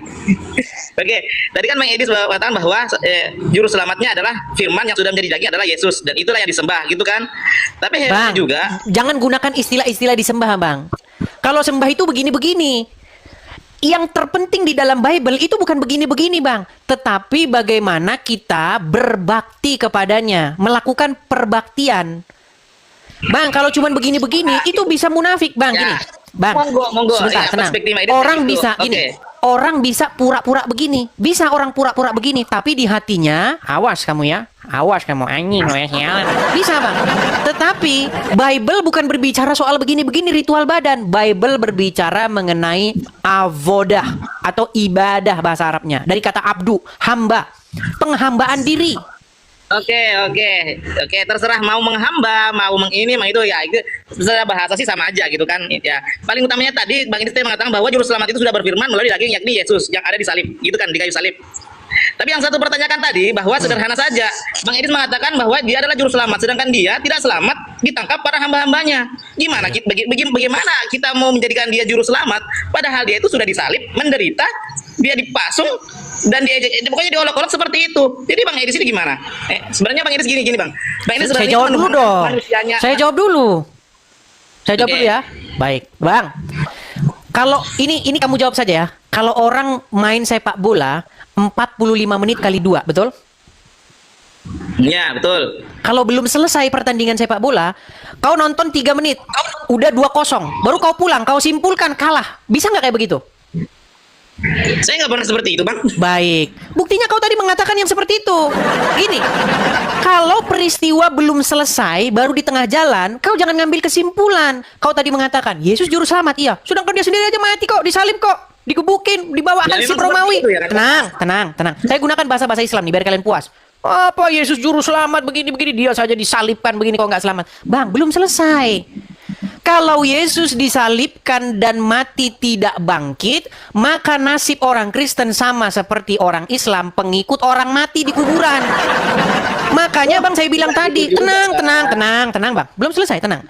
Makanya seperti saya bilang tadi, kalau nonton bola, jangan nonton 5 menit, udah 2-0, kau tinggal pergi, kau simpulkan 2-0, tidak. Tetapi kalau nonton bola, tonton sampai habis. Di dalam Injil, kalau kau baca, jangan kau baca sampai Yesus disalibkan saja. Baca halaman berikutnya. Yesus bangkit mengalahkan maut. Disitulah kemenangan atau ketaklukan, kebinasaan daripada iblis. Iblis mengira bahwa dengan membinasakan Yesus, dengan menyalibkan Yesus, membunuh Yesus, dia menang. Tetapi dia tidak tahu bahwa pada hari yang ketiga, Yesus bangkit mengalahkan maut. Jadi jangan kau bilang Yesus bukan juru selamat, Bang. Yang bukan juru selamat itu Muhammad yang sampai sekarang masih di kuburan. Tapi kenapa orang-orang Yahudi, Bang? Kenapa orang-orang Yahudi dia tuh artinya jijik masuk ke gereja, Bang? Karena dia bilang seperti ini, saya malas masuk ke gereja, malas. Karena di sana itu ada penyembahan berhala. Jadi saya malas mau ke sana. Jadi orang Yahudi saya mengatakan bahwa yang disalib itu adalah berhala, Bang. Gimana menurut Abang nih? Sudah bisa saya jawab? Ya, jangan kalau jawabnya panjang-panjang, Bang. Oke, Kita baik. masih mau bicara nih. Apakah sekarang kamu sudah membela apakah kamu sekarang sudah membela orang Yahudi? Bukan membela orang Yahudi, Bang. Apakah kamu sekarang sudah membenarkan pernyataan orang-orang Yahudi? Kalau dalam hal seperti itu, saya pernah tanya sama teman-teman Yahudi bahwa kok gini, kok kamu mau masuk ke masjid, sedangkan kamu kok nggak mau masuk ke gereja? Jawabannya sederhana saja, di sana itu ada berhala. Jadi saya mengatakan memang itu adalah sebuah baik. berhala. Inilah yang saya bilang ya. Inilah yang saya bilang, orang berhala Islam itu adalah sangat sebuah munafik. Baik. Oke, Nah, ya. Bang Edis nih kalau perspektifnya langsung menyimpulkan hal-hal seperti itu, munafik, ini penipu, nggak seperti itu, Bang. Saya juga dari tadi seandainya kalau saya saya bilang seperti itu, seperti ini, mungkin Abang juga akan seperti bahwa kita nggak gitu. Itu salah satu anunya Bang Edis selalu menjudge orang muslim, diajak diskusi, mengatakan bohong, mengatakan munafik, mengatakan ini. Kita ini kan diskusi dari tadi. Oke, Bang. baik. Saya tunjukkan kepada Anda ya. Oke nih. Jadi mereka teman-teman sekarang sudah menjadi pembela Wahyudi yang sangat dibenci. Baik. Yang begini Bang, yang saya heran, cacat logika kalian adalah menentukan kebenaran itu dari orang Yahudi. Gara-gara orang Yahudi mereka tidak mau ini, tidak mau itu, berarti orang Yahudi benar ini. Baik, saya bacakan ayat Al-Qur'an. Di dalam Quran surat Al-Maidah ayat 82. Perhatikan ya. Pasti engkau akan dapati orang yang paling keras permusuhannya terhadap orang-orang mukmin, orang-orang yang beriman, yaitu orang-orang Yahudi. Coba lihat. Ini ayat Al-Qur'anmu loh, Bang. Kau bilang orang Yahudi boleh masuk masjid. Orang Yahudi setuju dengan kami. Dia haram masuk gereja tapi boleh masuk masjid. Lihat ini. Orang yang paling keras permusuhannya adalah orang Yahudi dan orang-orang musyrik. Pasti dengar. Di akhir zaman Pasti, juga nanti, Bang, sebentar, Iya, Bang, sebentar, di Bang. akhir zaman nanti juga. Aduh, saya belum selesai loh. Saya belum selesai loh. Dengarkan dulu. Baik. Ya, monggo. Pasti akan engkau dapati pula orang yang paling dekat persahabatannya dengan orang-orang beriman, yaitu orang-orang yang berkata, sesungguhnya kami adalah orang Nasrani. Lihat nih. Jadi kenapa sekarang justru malah kalian bermesra-mesraan dengan Wahyudi? Sedangkan Al-Quran mengatakan bahwasanya orang yang paling keras permusuhannya adalah orang Wahyudi. Sungguh kalian ini adalah orang yang membalik-balikkan Al-Quran. Perhatikan, maha kafir muslim yang telah membalik-balikkan Al-Quran. Kalian telah kafir dengan memutarbalikkan Al-Quran kalian. Sungguh kalian ini tiada lain adalah orang-orang nekat yang nyata. Saya tunjukkan lagi, Bang. Saya tunjukkan ya. Ini bagaimana umat muslim. Gitu aja, Bang. Gitu aja, Bang. Abang juga nggak paham juga dalam artian tadi seperti itu. Bahkan saya jelaskan juga tadi, abang juga tidak memahami yang apa yang saya jelaskan. Gitu, Bang. Jadi gini, Bang. Kebetulan saya sudah mau balik. Sebentar, sedikit dulu, Bang. Sedikit dulu. Nih ya. Saya akan tunjukkan kepada kalian. Ini masjid terbesar di Istanbul, Bang. Ini namanya Masjid Hagia Sophia. Nih ya, ini Masjid Hagia Sophia di Istanbul, Turki. Lihat ya, di sini ada Allah, kemudian di sini ada Muhammad, betul? Biar Anda tahu ini relief di masjid ini masih orisinil nih. Biar Anda tahu, di sini itu ada gambar-gambar Yesus, Bunda Maria. Ini di relief masjid. Saya tunjukkan kepada Anda ya, sebentar nih ya. Relief nih ya. Relief. Bang, saya mau balik next time ya, dong ya. Sebentar. Nih, Hagia Sophia ya. Bagaimana kalian mengatakan Ya, kafir? di rumah juga nanti saya akan bawa data-datanya juga. Kebetulan saya sudah bawa data-data. Loh, ini lihat Ya, nih, next time saya ini akan masjid balik, ini, Bang. Ini masjid di Istanbul, Turki masih ada ini. Biar kalian tahu, relief di masjid-masjid tersebut masih ada gambar-gambar Kristen sampai hari ini. Gimana? Nih, saya tunjukkan kepada kalian nih. Sungguh kamu nekat yang nyata. Lihat nih. Nih, perhatikan. Siapa ini? Ini Muhammad kan? Aduh, bentar. Saya perbesar dulu gambarnya. Oke, ini Muhammad ya. Betul? Ya, Ini itu Allah bukan ya. Muhammad. Betul? Siapa ini? Siapa ini? Nggak tahu, Bang. Oh, ini Bunda Maria beserta Yesus. Kamu bilang haram masuk gereja. Orang-orang Islam terdahulu mereka sholat di gereja. Sekarang umat muslim bubarin gereja. Oke, sudah, Bang. Dan sungguh telah kafirlah orang-orang muslim yang telah memutarbalikkan sejarah mereka sendiri. Oke. Kasihan dong, Bang. Masa Abang Silakan. terus dari tadi gitu kan. Silakan. Nah, sebagai penutup juga gini, Bang ya, Bang Edis ya, Bang Edis terhormat yang ganteng. Sekarang masih di Amerika, Bang ya. Oh iya, makanya sekarang sudah siang bolong di sini. Oke, salam sejahtera untuk orang di Amerika, Bang ya. Gini, Kamu Abangku. jangan mengucapkan salam Abang sejahtera Edis. kepada orang-orang di sini. Kamu tidak boleh begitu.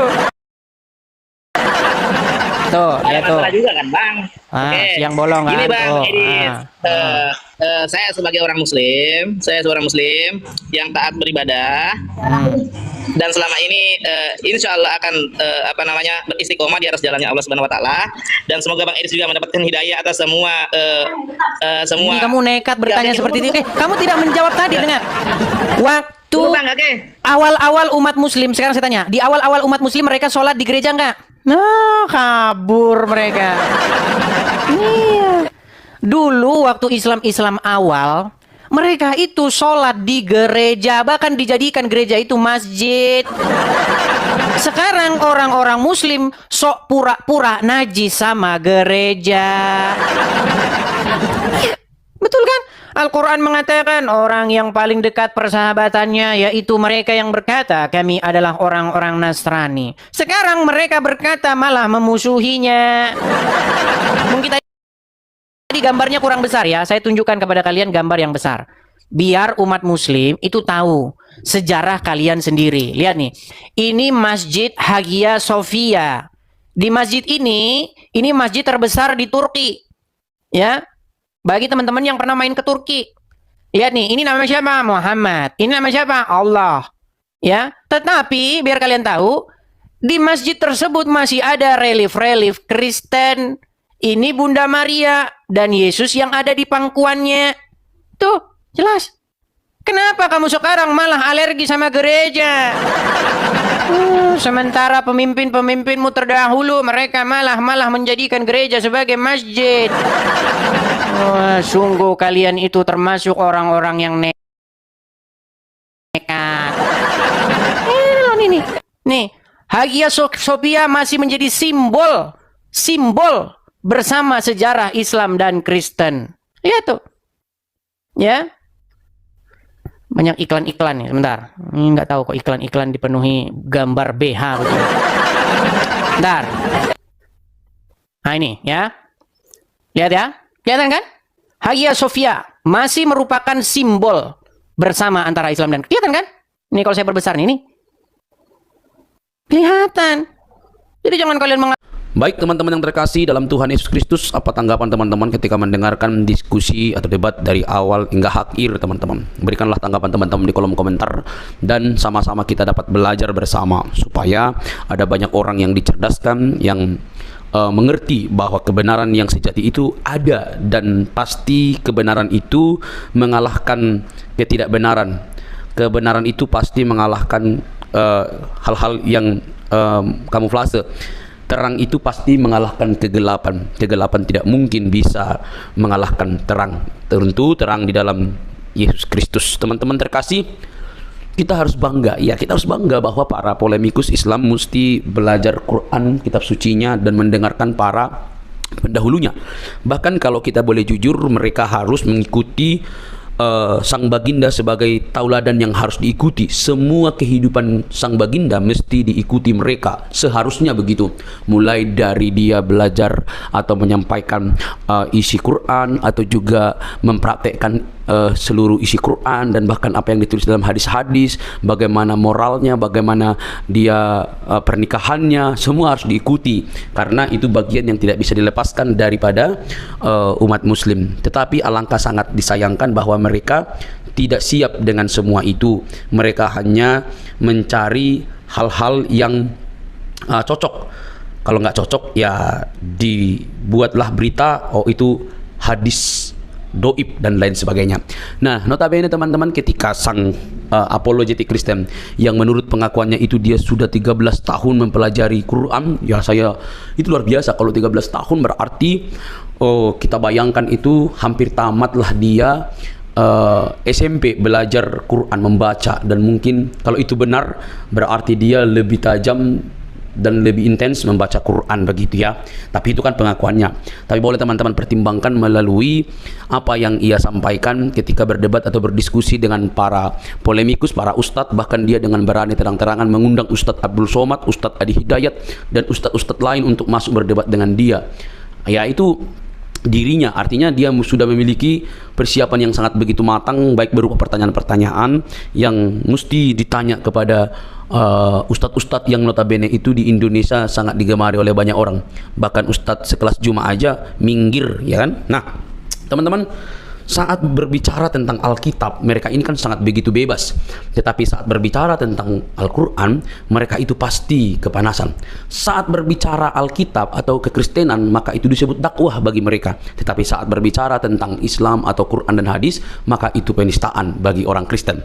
Miris memang teman-teman. Nah, tapi kita tidak fokus di situ. Kita masuk kepada poin bahwa apa yang ditanya oleh apologetik ini hanya bisa dijawab dengan kemarahan oleh para polemikus, hanya bisa berputar, hanya bisa memunculkan urat lehernya sebesar mungkin, tanda mereka tidak siap menjawab apapun yang dipertanyakan oleh apologetik ini. Harusnya mereka kan memiliki waktu untuk menjawabnya dengan baik supaya bisa menerangkan seperti ini loh yang benar. apa yang kamu argumentasikan itu salah, ini yang benar, ini yang tepat. Mestinya kan seperti itu. Tetapi yang kita dapatkan justru berbeda, saudara-saudara. Itu sulit sekali, sulit banget.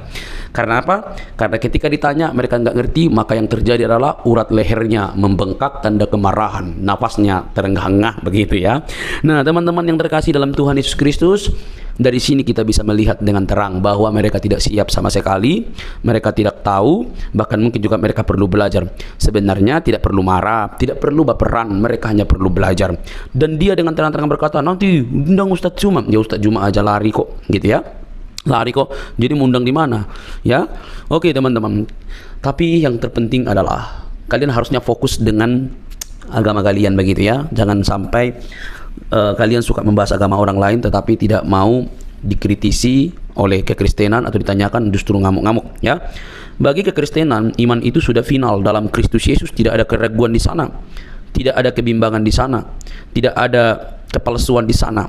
Karena Kristus itu firman menjadi manusia, pribadi kedua Allah Tritunggal itu firman menjadi manusia, diam di antara kita, dan kita telah melihat kemuliaannya yang diberikan oleh Bapa kepada dia. Dia juru selamat itu. Teman-teman, kalau kita membaca Yohanes 13 ayat 13, kamu menyebut aku guru dan Tuhan, dan katamu itu tepat, sebab memang akulah guru dan Tuhan. Jadi di sini ada dua kata yang sangat menarik. Kamu menyebut aku guru dan Tuhan, kurios, berarti itu merujuk kepada pencipta. Dia pencipta, dia yang dihormati, dia yang ditinggikan begitu ya. Jadi ketika Yesus mengatakan kamu menyebut aku guru dan Tuhan, katamu itu tepat, tidak melarangnya. Oh, saya bukan Tuhan, jangan kamu sebut aku Tuhan. Bisa saja dikatakan begitu, tetapi dia tidak mengatakan itu. Katamu itu tepat, sebab akulah guru dan Tuhan. Saudara, hal ini tidak bisa dibantah. Kata Tuhan memang bisa dipakai, karena dalam bahasa Inggris pakai istilah Lord. Ya, bisa Tuhan, bisa Tuhan. Maka tergantung konteks ayat itu. Karena Alkitab itu berdasarkan konteks, tidak boleh dicomot seperti kelakuan Ustadz Juma dan yang lain-lainnya. Comot-comot lalu lepaskan begitu saja, lalu menimbulkan persepsi pengertian yang keliru. Maka kalau dipakai di sini istilah aku guru dan Tuhan, dia yang berarti berkata, ya udah, kamu yang mengatakan aku guru, ya itu aku Tuhan, memang aku guru, aku Tuhan gitu. Tidak salah, itu tepat sekali. Jadi kalau ada orang yang mengatakan di mana dia disebut guru Tuhan, ya udah ada banyak sekali gitu. Dia Allah ada juga. Jadi jangan pernah membuat sebuah argumentasi yang begitu liar tanpa bukti, karena Alkitab itu cukup bukti. Alkitab dan ahli sejarah membuktikan Yesus itu adalah Tuhan dan juru selamat umat manusia. Percayalah, dia menyelamatkan kita dari dosa. Oke teman-teman, jangan baperan yuk. Salam sadar, salam waras, semoga kita diberkati. Bagikan ini kepada teman-teman Anda dimanapun berada. Semoga ada banyak orang yang dicerdaskan dan menerima Injil sang kebenaran itu di dalam Kristus yang menyelamatkan kita. Sampai ketemu di video selanjutnya. Tuhan memberkati.